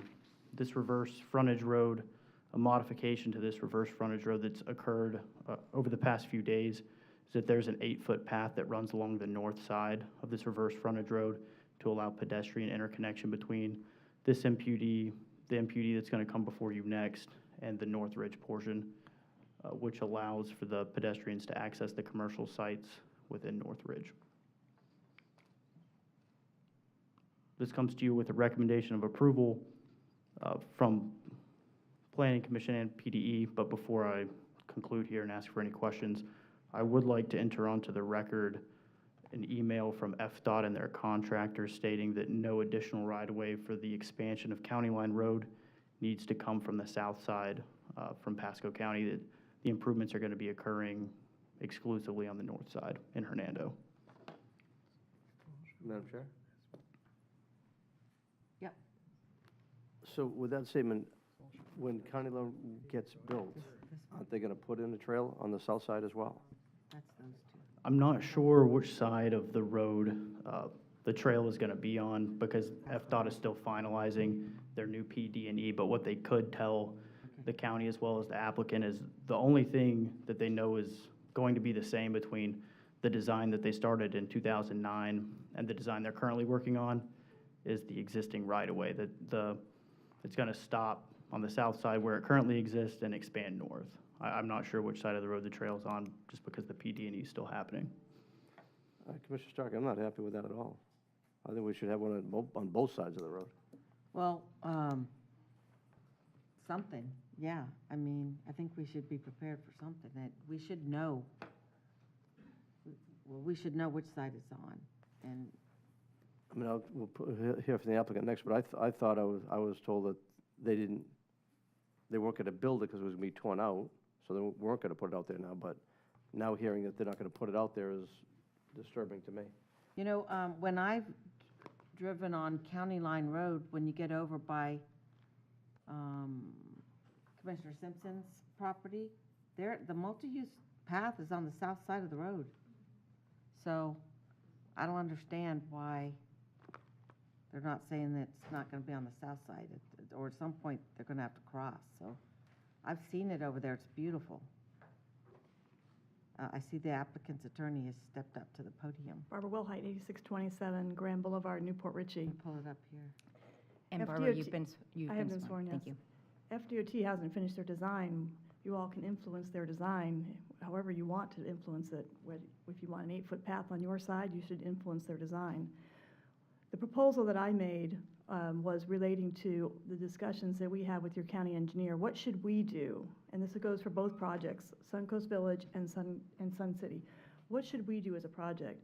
Should we do the required 5-foot sidewalk along our frontages or something else? And because there's no design, there's no grades, and you can't construct something without any grades, well, you can, but it'll be torn up. And so the thought was, go ahead and do our 5-foot required sidewalk. Of course, it won't go anywhere because it doesn't have anywhere to connect to the east or to the west past Northridge. So the thought is, instead of us doing our 5-foot sidewalk and tearing it up, or you guys requiring me to do an 8-foot and tearing it up, what we'd like to do is take those monies and contribute them to the county instead of paying for things to be torn up. contribute those monies to the county, then they can use it over on Shady Hills Road for a sidewalk improvement that you actually are getting sidewalks on Shady Hills Road. Piece by piece, you're getting those sidewalks done. They'll actually start somewhere and go somewhere. You have schools, you have 3 schools on Shady Hills Road, so that's the thought. But understanding that ultimately, when County Line Road is done, you'll get either a sidewalk or a trail, but you all get to participate in that because you're helping to fund County Line Road. So that the thought is, and the other thing is, if I put a sidewalk out going to nowhere, that's going to get torn up. It's going nowhere. And what we did instead is we took our 8-foot path and did it internal. So not only are we doing an 8-foot internal path where our children and mothers can safely go between these 3 projects. Northridge has 14 acres, 60,000 square feet of commercial, pretty large commercial area. Sun City, next to this is, we're on Suncoast Village now. Sun City has 10,000 square feet of properly oriented buildings, Commissioner Starkey. They're oriented in a manner that I think you'll all be proud of. And so we put our 8-foot path there. So not only is my client paying for an 8-foot path, both clients, within their projects, they're taking the money that they would have spent on 5-foot throwaway sidewalks on County Line Road and contributing it to you. And not just the money for the 5-foot sidewalks, about double the money. So the 5-foot sidewalk along East Frontage is about $27,000, and they're willing to give you a contribution each of $50,000. So that's $100,000 that you can use to get more sidewalks on Shady Hills Road, where you have a need. You're ultimately going to get your County Line Road done in a manner that it's acceptable to you all because you are funding it. So I think it all works really well and is a good solution for how these projects are constructed. It allows you to take money that would have just been wasted and plus some money and put some sidewalk improvements on Shady Hills Road. And then ultimately, you'll have how County Line Road is done when it's expanded because you're going to be participating. So this is my idea of kind of how to put this together. I came up with it on my own, but I met with your county engineer, and he too agrees that those 5-foot sidewalks would just be a throwaway at this time and thought that it was a better use of money to use the money for something. So I hope that explains what we came up with. I've asked them to put up Google Maps, and if you could go to County Line in the Suncoast, that's the area I need everyone to see. Can I just stick on this point? And Barbara, I appreciate you working with the county engineer and the owner of the property to make all this happen, all the incoming. And I just want to make sure what the thing, when the concern with staff was, they said there was no trail going on the side, but there's at least a path or a trail depending on what DOT picks, so we've got the right-of-way we need. That's correct. Okay, so the right-of-way was my biggest concern, knowing when Mine nothing was too, going to be yeah. built. So as long as I got the right-of-way, You got it? and we could take this contribution and build, we're making an investment on Shady Hills Google Road Earth, now. satellite. We got one project going up to Bosley, so this is going to get us up, quite a bit further, which is good, and we can work on other projects coming in to do the same thing. And if Barbara can keep on developers helping us out with this, I'd appreciate it. I'm sure we all would. I do want you to see something, but it needs to be Google, a satellite view, not this view. If you look here, County Line Road, because this project is down to the left over here, right? By Linden, kind of. Yeah, so where's County Line? You're going to have to zoom out.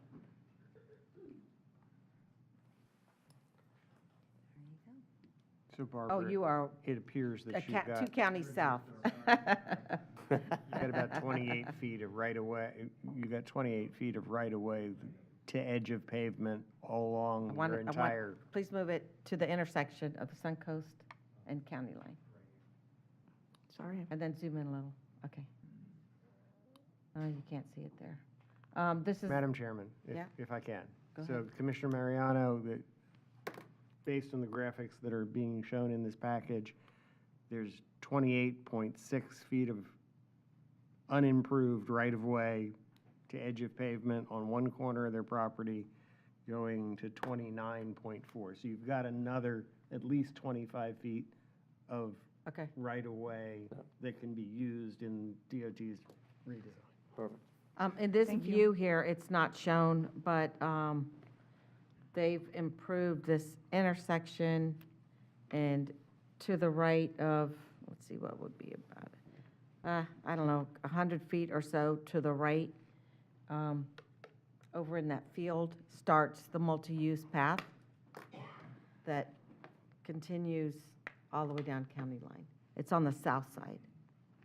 So I saw that going to an event over there in East Pasco. So we do want to be sure that we have opportunity. But if the right-of-way saved, that's all that matters. Yeah. Your county, it's AECom who's doing the design for FDOT, and I'm sure your county engineer has their contact information, and with your direction, we'll get on the line and make sure that you're getting a multi-use path on the south side. Now, there might be a wide sidewalk and a path on the north side. Well, we'll look at it. We just want to be sure we can do it without coming back, right? Okay, any other questions for Barbara? Barbara, is this the one that we reduced the eight block, or is that the next one? So this one already was reduced. It only has 3 8-unit buildings. The next one was reduced to 2. A couple highlights. This particular plan that you saw has 2.4 acres of parks and open space. What's required is 1.44, so about an acre more of parks and open space. We have nearly double the required visitor parking. We only have 3 8-unit buildings, so we have a nice mix of 6s and mostly 6s and some 8s. And as we said, we're going to do the 8-foot path on the north side of our connecting roadway. They're doing a roundabout, just to have a nice flow of traffic. So I'm pretty proud of how these projects came together and planned their projects together. It was a unique opportunity, and we slowed this project down by doing that. But the end result's a good one. Okay, is there anyone here who wishes to speak against this item? And I would ask that that proposed condition that the Commissioner read in, you would include that in your motion because it's not in your packet. Okay. And I can hand that motion out too. Okay, Commissioner Mariano, you want to make a motion? I want to make a motion we approve with the new proposed COA. Prior to the issuance of the first certificate of occupancy within the project, developer shall pay the county to the sum of $50,000, which may be used by the county towards sidewalk improvements on Shady Hills Road. The payment shall not be mobility fee creditable. The developer shall not be required to construct a sidewalk path along the project's County Line Road frontage. Okay, Second. all right, all in favor? Aye. Opposed? All right, thank you. And now we'll do P64. 63? 63. Okay, already flipped the page. P63 was advertised in Tampa Bay Times March 5th, 2025, and by affidavit of certified postings, or certified mailings and site postings. William Vermillion, Planning Development, Economic Growth, PD 257849, the Sun City County Line Road North MPUD.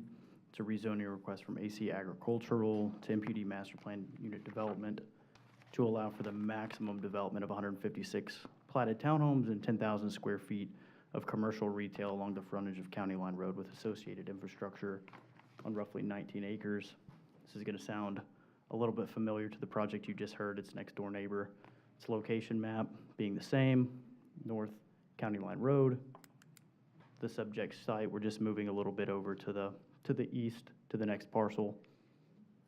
The current zoning, agricultural, the future land use being Res 1. Here is the same context map with just the next door parcel highlighted, showing you the overall context. Industrial, the North Ridge, it's all the same. The difference with this one, 3 variations from the code this time. The first one being from 90160 11th Street design and dedication requirements. This is not proposing an interconnect to the south for the same reason as it's the previous project with the North Ridge MPUD already being in for plat. There was no room for vehicular access. The second variation from table 9013A, this is the emergency access, one functional access requirement in the land development code. The applicant is proposing to have one access at this current time because of the interconnects to the west and east at the time that this is being built. The infrastructure might not necessarily be there for that to function as an emergency access as it's not yet built. And from 9052, table E, this is for the visual buffering internal to the project.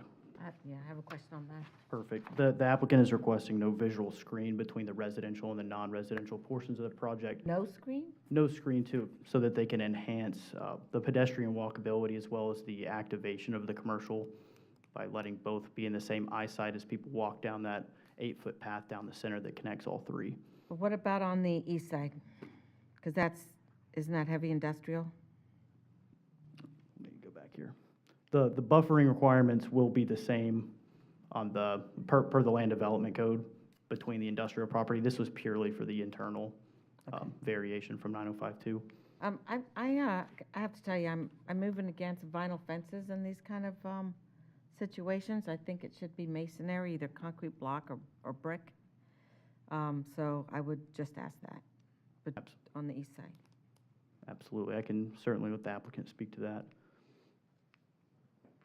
Here's the binding MPUD plan, the binding concept plan for this project. They have the same linear park space down the center of the development as the previous, and in place of the east to west park space that the other project had, that's where this 10,000 square feet of commercial is going to be located, with that 8-foot path running along the north side of that reverse frontage road, and of course, conditions of approval orienting these buildings to the frontage of County Line Road for maximum activation. And this comes to you with a recommendation of approval from both the Planning Commission as well as the Planning Development Economic Growth Department. I'm here for any questions. Well, you know, when we pull a building up to a road and we say maximum activation, that it needs to be against a trail, not necessarily a sidewalk, in my opinion. Or else you maybe cite it to the interior road. So I guess I would ask Terry, do you think it's better for that building to be sited against County Line Road, or make it where it's, instead of having the parking lot against the big pond, you have restaurants against that big pond behind it, or something, and maybe that becomes part of a little more walkable opportunity? Sure. Nick Tarios, Pitos, Planning Development Economic Growth.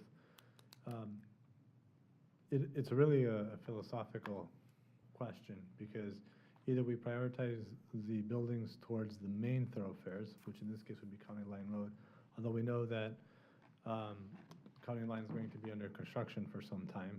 When they actually commence that construction is still unknown at this point.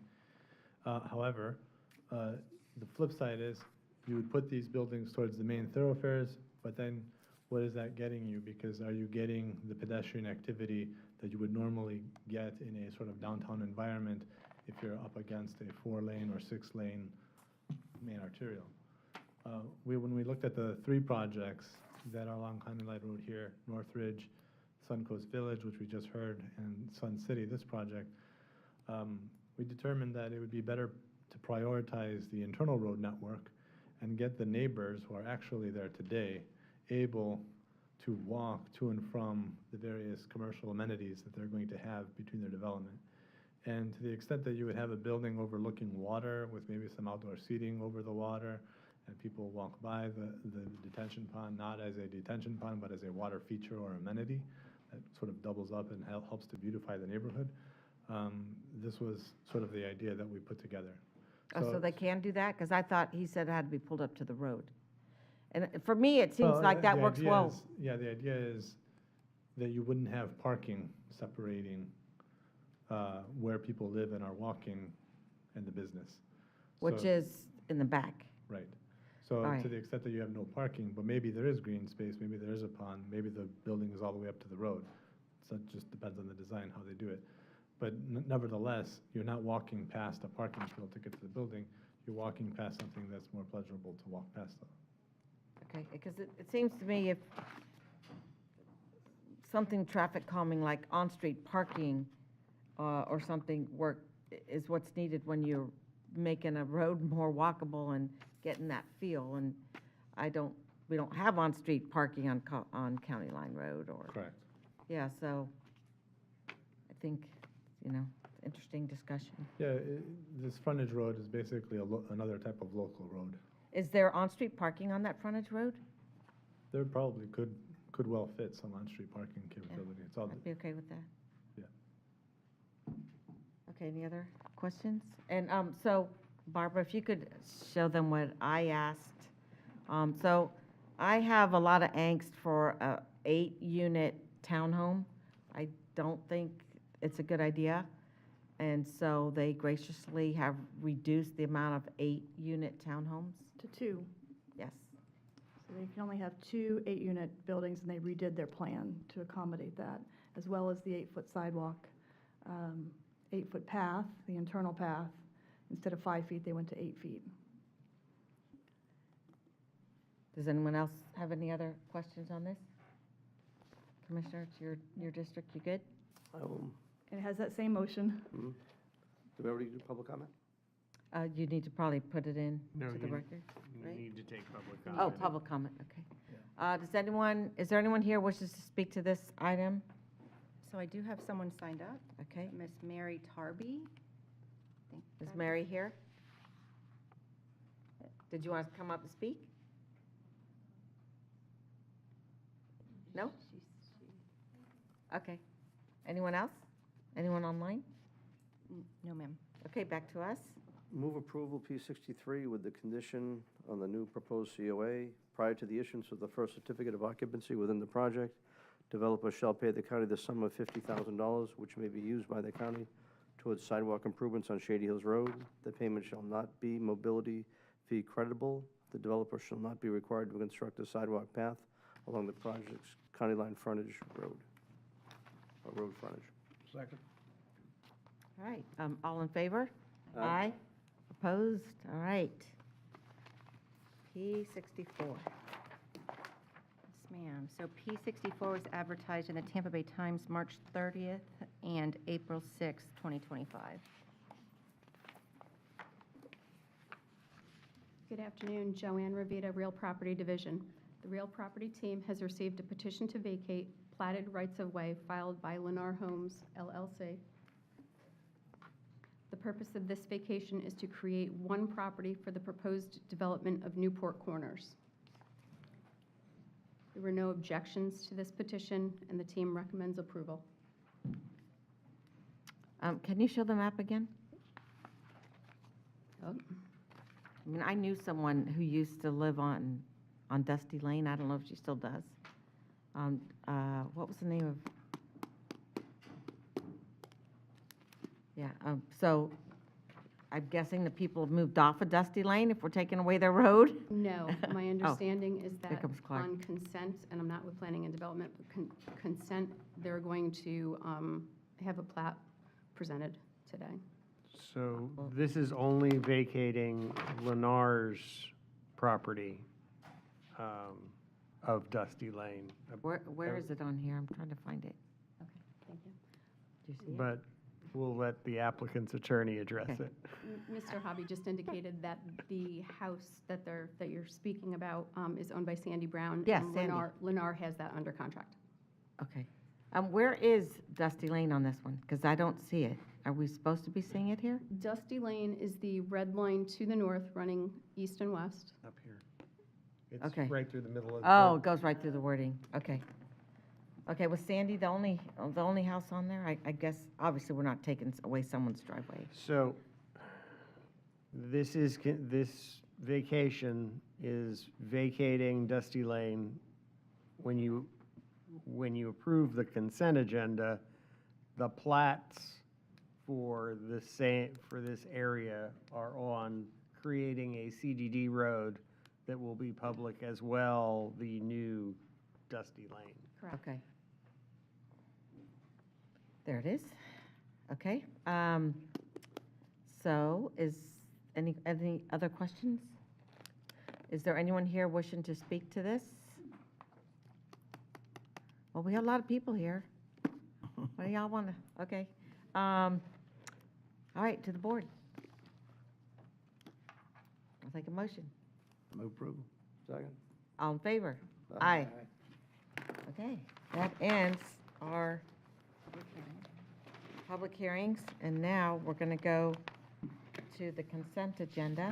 Now No? you're going It's so to weird. Now you're going to public comment. Oh, public comment, okay. Before your consent agenda. All right, so now is the time, if anyone wishes to address the county commission on any item that is not on today's agenda. That's on the consent agenda or Yeah, anything you might what he said. futurely take up, yes. Yes, now's your time. Does anyone want to speak to us? We do have some signed up, so I'm going Okay. to call them first. Devin Brown is the first individual who has signed up. Mr. Brown, are you still with us? Might have given up. Okay, behind him is Leonard Lord. Can you, oh, he had to leave? Pastor Lord had to leave. He said, Okay. give me his time or I can leave. Okay, did you sign up also? Yes, ma'am. Okay, well then, stand by, I will probably get to you soon. And then Denise Dallas? Yes, ma'am. Yeah, please come to the podium and give your name and address for the record. And it should have been sworn, or you don't have to be sworn. No, this is just public Okay. comment. Just public comment. It feels weird. No, it's a weird day. Don't mess this day Afternoon. up. My name is Denise Dallas. I live on 4921 Fruitwood Loop in Holiday. It's called Orange Villas or something, and there's progress. I would like to appreciate Catherine Starkey, your associate Jen. I can't pronounce her Jenny last name. Rossignol. There you go. French. She's been very paper pen pushing, everything getting done with a drainage ditch that's been compromised since I bought my house in 2000. I didn't know who to call. So a neighbor on Lemonwood Loop, which I live on Fruitwood Loop, Lemonwood Loop is to the north. Our streets have been flooding when it lightly rains, heavily rains, hurricane wind and rain, and it's devastating to the road, or I should say roads, and everywhere else in our little orange village has been paved except for us. We're the stepchild, I guess, I'm not sure. But I would just like to emphasize our appreciation for your efforts in getting the drainage to working, getting it starting to be fixed, because the engineers came out and flagged it and they said they'll be back. They're working on Janice right now, and just our appreciation. My only concern is when it gets fixed, are they going to pave the roads, or do we have to wait till 2027? That's my question. Oh, okay, this is not a conversation time. You can get back to me. Yes, we'll who get I back need to you, talk or you could go over there and, my Jenny's in my office right now. Beat somebody up? No. And no, she just can kidding. show you how to get on the county website and see when your road is going to be paved. Okay, because I think I already got that date, and it's 2027. Okay, well, then But- that's probably it. Yeah. Yeah. All right. So, I was trying to see if we did some drainage projects in that area, but want to make sure that someone from your community is attending the Harbor South Leadership Council meeting. Ooh, So, I didn't know about that one. So if you don't Okay. mind going in there and talking to Jenny, just go out the store and Yep. around. Yep, thank Okay, you. thank you, because we talk about all those things there. Okay, the next individual signed up is Tommy McGrath. What she said? Okay, what she said. Thank you, sir. Okay, so the next is Thomas, I think so, sir. If you can come to the podium and tell us your name and address for the record.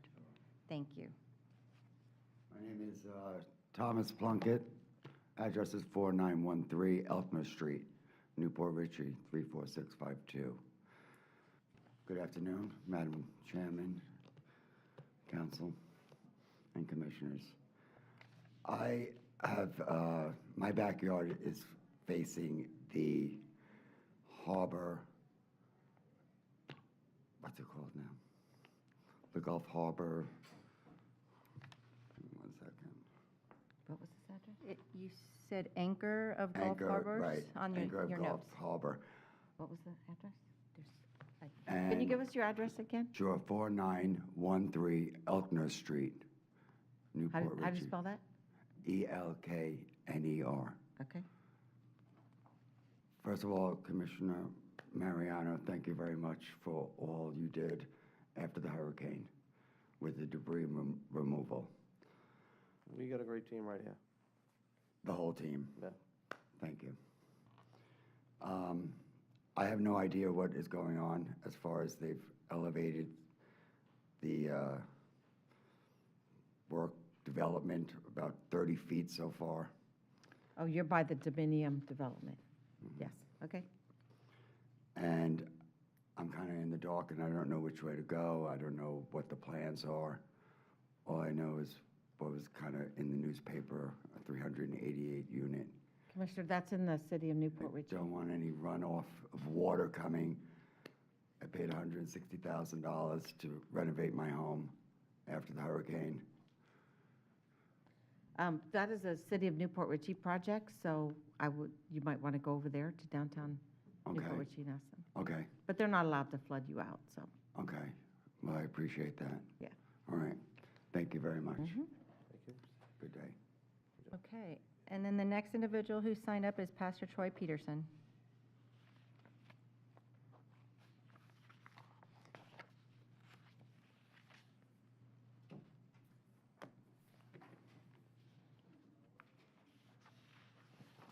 I have National Day of Prayer flyers.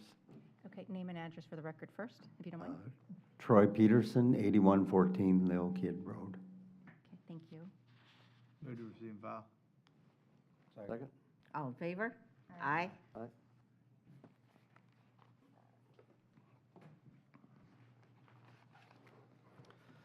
So what you have there is the National Day of Prayer flyer. And, you know, it's interesting to see on there, 74th Annual National Day of Prayer. That's pretty impressive, isn't it? 74th Annual. And this year, I really like the scripture. There's also bracelets there for y'all. And it comes right out of Romans chapter 15, starting in verse 13. Now the God of hope fill you with all joy and peace in believing that ye may abound in hope through the power of the Holy Ghost. And I myself, this is the Apostle Paul writing, am persuaded of you, my brethren, that you also be full of goodness and filled with all knowledge, able also to admonish one another. When I think of that knowledge, that understanding, I'm just reminded of where I've learned that I get my wisdom from, because I kind of look at myself as not the sharpest tool in the shed, and you know, I don't have this doctorate and stuff like that. But I have an understanding that the wisdom that God gives me is from having the fear of the Lord. And I believe that's what we really need to get back on. You know, the book of James in chapter 4 talks about there being one lawgiver, that being Jesus the Christ, who is able to save or destroy. In the book of Isaiah 33 talks about, for the Lord is our judge and our lawgiver and our king. He shall save us. Jesus also talks about this in Matthew 10, you know, that we don't fear what man will do to us, but God, because he is able to kill the body, but rather fear him which is able to destroy both body and soul. And so we're talking about the fear of the Lord. We see in the early acts of the church, great fear came upon the people. And, you know, Peter said it like this, if you could imagine a fisherman going and speaking to the council, the religious leaders, and they beat him, they throw him in jail, angels come and open up the prison doors, and God tells them to go right back into that temple and preach Jesus. See, what was happening is they were forbidding him to preach Thank in you the very name much. of Jesus. But I thank you for your time. Thank you very much. Okay, do we have anyone else signed up? No one else has signed up. I don't know if there's anyone in the audience. Okay. Anybody? Did you want to speak to the county commission? Come on up. All right, come on up. Okay. I apologize if I missed you. What's your name? My name's Carol Clark, 3630 Crest Hill Lane, Land O'Lakes, Florida, 34639. All right, thank you. I'd like to speak to P56, zoning amendment for enclave at Livingston. Which Oh. they've already May I taken speak action about on? that or was, not? that was the one we said, whoever was here for that, it's being continued, and you. I don't understand what that means. This is my first time here. So they didn't take action on it. Uh-huh. It was not taken up. Uh-huh. It was continued to May 20th. So May 20th would be the day you would come back and speak to that item. 1:30? 1:30. Yes, ma'am. Yep. Here. Here. Thank you very Yeah. much. Okay. All right. All right. I know it can be confusing. Okay, no, anyone else? Anyone else online? Anyone online? No, ma'am. All right, we'll move on to the consent agenda. I have, at this moment, no pulls from the consent agenda. Madam Chair, Yes, Commissioner Aaron. I want to pull, What? He's entitled to pull. Better watch I got a got a blank backseat sheet driver over over here. there. All right, what do you want? C25. C25. Okay, anything else? Okay, I'll take a motion minus So move. C25. All in favor? Aye. Okay, and County Administrator on C19, we're going to talk about you're going to work on those Trouble Creek issues that we talked about? Some lands? Okay. All right, Commissioner C25. Yeah, thank you, Madam Chair. We had done a project on Bruce B. Downs before with FDOT, and we used the spray jet technology, and I'm trying to get us to use more of that. When I saw this project coming in, I talked to the staff about trying to get them to include it. I didn't know at the time that it was with a joint project with some stuff already being gone on with FDOT, but I would like to have us try that if we can use that technology, being that its coefficient's so much stronger and I am won't lose such 100% with you. durability. Just being in Spain, I didn't see any potholes, There you none. go. And so I 100% want to try. And in Switzerland, when I drove around that whole country, I didn't see a single pothole Yeah, anywhere. so let's go for it. So I say I'll make a motion that we approve it and instruct DOT or, Well, I mean, you can direct us to converse with DOT, and I mean, we can certainly try to Okay, work so with them we'll approve- to, you know, compare specifications and things that would be appropriate. I mean, Brantford, does that sound right? Yeah. okay. So move approval of C25 with the idea that we're going to try to get FDOT to use the spray jet technology as well. Second. All in favor? Aye. That's a good one. Okay, Commissioner items. Yeah, you've got, No? don't you have Oh, ours? resolutions? Do I have any ours? We did No, the you don't have- resolutions. No. Resolutions are done. And I did Oh, 40, they're on consent, sorry. I did that one. Okay, Commissioner Oakley. I don't have anything, except. Go ahead. Any The Tampa Bay event, water stuff? the event this morning was very nice to be at, and we had a beautiful day here in Pasco County, and I'm very proud of Moffett bringing all the technology to Pasco County that they are, and hopefully it not only be assistance to all the health of our citizens in Pasco County, but all over the state of Florida and further out. So I think it'll have, it's the only machine, I believe, of its type, proton machine of its type in the southeast. So they will have far-reaching care going out from that machine, bringing people in. So, but yes, enjoyed that very much. Any Tampa Bay water updates? Who are my two on the Tampa Bay? Anything going on there?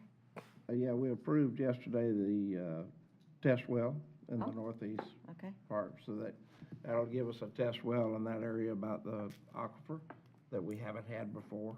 We have in other areas in the Tri-County area, but this will be the first one in Pasco County up here at that level, so.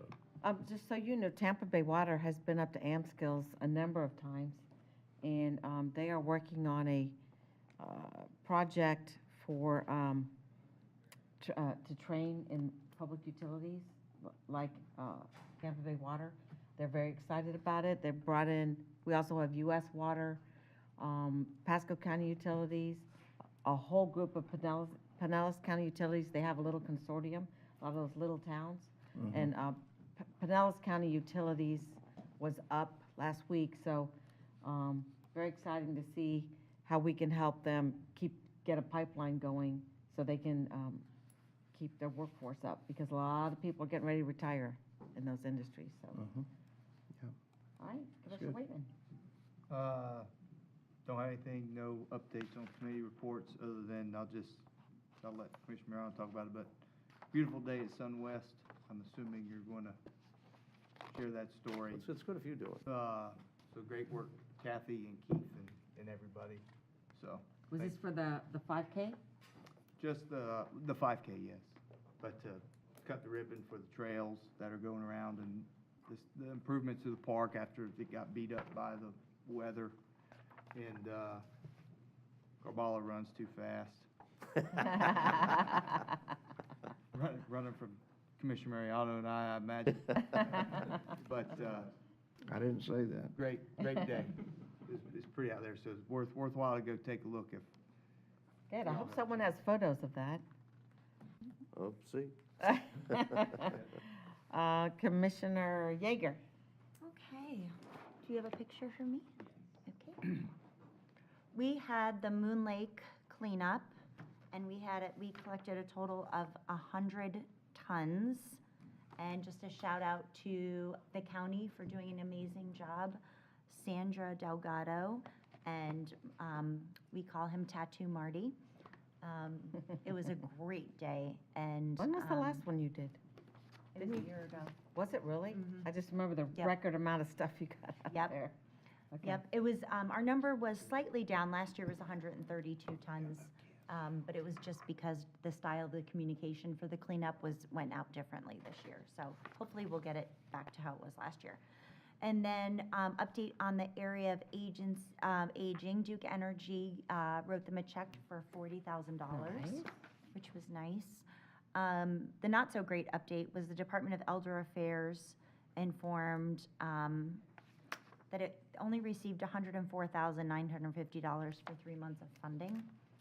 So, and they normally receive 12 months of funding in their contracts. So this is due to everything going on in Congress. So they're waiting to see what their funding's going to be.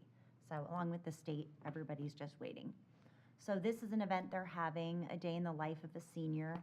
They're going to have things that you put on to simulate, what it feels like to be elderly and moving around. So this is May 22nd at 5:30 if anybody is interested in going. And that's all I have. All right, Commissioner Mariano. Just one picture to Tony, so we'll see how that goes. So I want to say, just on the Tampa Bay Water, we did vote to go forward with the well. I actually voted against it in the sense of, I've months ago asked about looking for a reservoir option. I know staff has been working together with Tampa Bay Water to get with Army Corps of Engineers to look at the Four Rivers project. They want to work in tandem, so I'm encouraged to say after talking to Chuck Carden, I'm feeling good that they are working on that to study that option. I think it's important we look at all options. As great as the reservoir has worked out for the region, I think it should be our top priority rather than more well drilling, especially when you have people on septic systems and there could be other issues for down the road. So I'm happy to see that Chuck is willing to work with you, Mike, as we talked at the Tri-County Workshop, a meeting a few months back. Question for staff as well. Sometimes we're going to do a road and we're going to put trees up. And right now Ridge Road's going to get some trees on it, and we're using the. They're going to use the. They're going to use the transportation fund for it, and I think it'd be better served for us just to spend the dollars easier to stretch more roads and sidewalks that we need, to actually instead of using the transportation funds, let's go try to use tree mitigation funds. Transportation funds. Yeah, Commissioner Mariano, that is the plan. We intend to bring back updates to the tree mitigation fee, and as part of that ordinance, it'll include broadening and opening up various uses for the funds for county use. Okay. Our very good. parks can't even use the money. It's Oh, crazy. especially parks. Yeah. Yeah. You know, anything we can do to save other funds to stretch Yeah. them better, we should be doing it. I want to compliment staff on the CDBG DR town halls they've run. I guess the last one was last night. Couldn't quite get to that one out in Dade City, but the ones they had in Holiday and also in Hudson, very well attended, great feedback. It's going to be enough to put, I think, a presentation forward for HUD to hopefully get back in August. Then we can get to the nuts and bolts as far as what we really want to go do. I want to congratulate the Emergency Marine Institute down in Port Richey. It's a school board project that donated by the Meisner family many years ago, and they had a great group of folks down there. And I want to say that while I was there, as working on the aquatic preserve, I took advantage of trying to work with, talking to Fish and Wildlife, had a conversation down there, talked to our people from the Institute as well about trying to get a letter of support. Met with the Salt Strong Alliance, and both the Marine Institute and Salt Strong Alliance were both willing and did give me a letter of support for the aquatic preserve, and that's been sent up, working with the Senate right now. And Fish and Wildlife, they don't do letters of support, but they did a letter or an email of no objection, explaining their position. So hopefully that may help us attach it to a bill that's going on up there. So here's a picture of the at Sun West. That's the Bandy's family, actually. And I tell you, they did a phenomenal job as a contractor working that through. But the son and daughter, both project managers, coordinators, and as Mr. Bandy's on the second from the right, just really loved the project, proud to do it. And I think they and all the other contractors did a phenomenal job. And our team did a phenomenal job as well. The 5K run was very well attended. The participants were great. Now, I was given instructions to get there at 8:15, so I'm calling Mike at 8:22, like I'm almost there. He says, Jack, they already started running it. They started at 8:15. Oh. Turned out to be a godsend for me. Number one, not to have to run against him. Number two, I kind of looked at there were two passive runners going around. So one was going fast, they were going to the right side. So to the left side, so I went to the right side. Then I was able to video it all the way around the lake, talking about what was going on, what had happened on it. And 3 times during it, as I'm going through my whole thing, Mike's running by me saying, hey, Jack, hey, Jack. You mean he was looping you? He ran circles around me. But it was a great day. And Seth, it was so great to see you there with your family. I'm glad you got to take the tour. And Seth reminded me way back when Will Weatherford was speaker, or at least in office, he went around with him on one of the tours I gave to kind of show him the project. And Seth, you were pretty pleased with what you saw compared to what we started out with? It's pretty neat. It's come a long way. Yeah. Well, I tell you, when it comes from support from the board, I can't thank this board enough for helping get the things done. We had the funds in to do the first trail from before, around the first lake, which made it great to complete that all the way around. But I'll tell you, doing that second lake is going to make such a difference for that whole park. I mean, for tourism, for everything else, really, really set us, I think, apart from, there's nothing else like this anywhere. So I think I'll Shade that trail. we're actually working the shade, so thank you for bringing that up. But, yeah, so thank you for the board for all your support in that project. Really coming up great. That's all I have. County Administrator. Thank you, ma'am. I want to thank the board for attending the Moffett ceremony and being flexible on today's meeting. And as a result of that, item C3, normally you would have heard this during resolutions, was a resolution for Community Development Week. Typically, you do have a memento in front of you celebrating that. I think it's 51 years right now for community development, but it's being the building block of our community. So I'll be presenting that resolution to staff tomorrow at 9 a.m. So, but thank you for approving that. I'd also wanted to alert the board to the fact that given the drought index and the risk of wildfires, by recommendation of the fire marshal, I have signed a burn ban and put that in authorization I didn't get mine done. effective today. So it'll be rescinded when conditions improve at the recommendation of the fire marshal. So that's all. Okay, who's next again? That would be me. Okay. I don't have anything. Thank All you. right. I do not have anything. Oh, shoot, okay, that's a me. Okay, Nothing? I don't have anything on here from tourism, but I'll say, and I don't remember the name, but there are some great things going on at the Sarah Vandenberg Tennis Complex. I think a famous person is moving here. I'll give you that name next time, but I haven't been out there in a while, but they're very proud of what's going on at the Vandenberg Center. So last week, we did this walk with Senator Book. That's Lauren Book right there. And she does this every year. She starts in Key West and she walks to Tallahassee. And it's to bring awareness about child sexual abuse. So I and my staff did the first part of the walk. We didn't do the whole day, but there's a great turnout. We started out right down here at the complex where all the landscaping is missing, just south of us. And Pasco Kids First, we started, their whole staff walked, and it was great. We walked down to the River Crossing Publix, and then they went on to the tax collector's office. I went to the CDBG DR Town Hall. I didn't take any pictures of that, but that was really well attended, and I think everyone appreciated getting to know what that's all about, and there were some good ideas from the staff even on what we might do, and one of them was from Chuck Puccini, who used to run Bauer, which is a big commercial or industrial contracting company, and I agree with him 100% that we need to find a way to get more sand back on the Enclote Key, because that's a barrier island, and we do not need that to go away, and pretty soon it's going to break into 3 pieces on the north end, but it is shockingly thin. So I definitely want our staff to work with Pinellas County, because part of it's in Pasco, part of it's in Pinellas, to see how we can go about putting some more sand on the west side. I had my quarterly Harbor South Leadership Council meeting. Thank you, Marcy.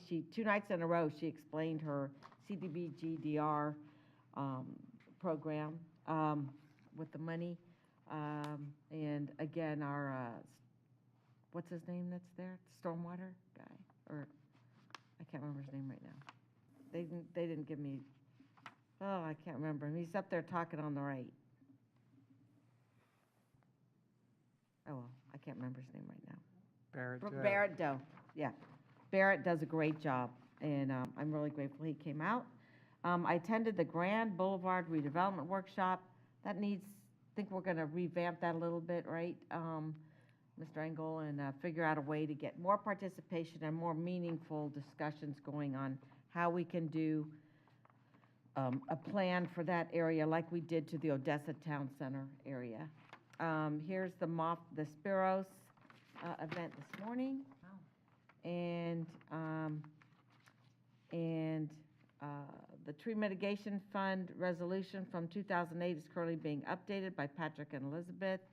I'd like to add to the resolution to allow for purchases of rights to trees, conservation easements, and tree canopies, et cetera. So it's a thought that was brought to my attention that maybe we can kind of buy the rights to preserve some trees in developments.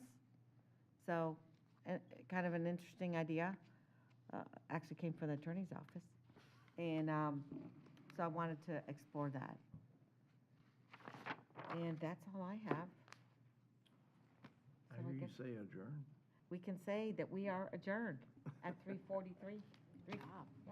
Great job today, thank you. All right, I have more to sign, right? That, and then we have more. Okay. Oh, don't forget, next week is the All Children's event, next Tuesday.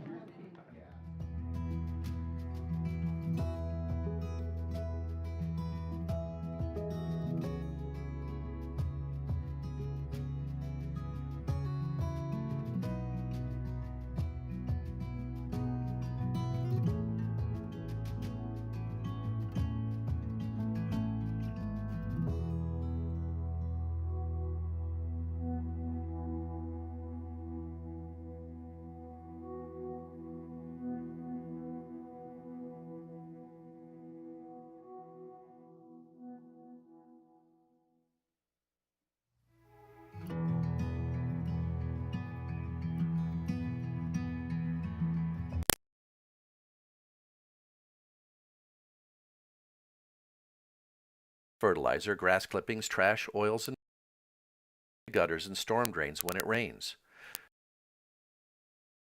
Into our lakes and rivers, creating fish, waterfowl, and other aquatic animals. Storm drains are meant for clean rainwater. Most other discharges are illegal. If you suspect an illicit discharge, please contact Pasco County Department of Public Works at 727-834-3611.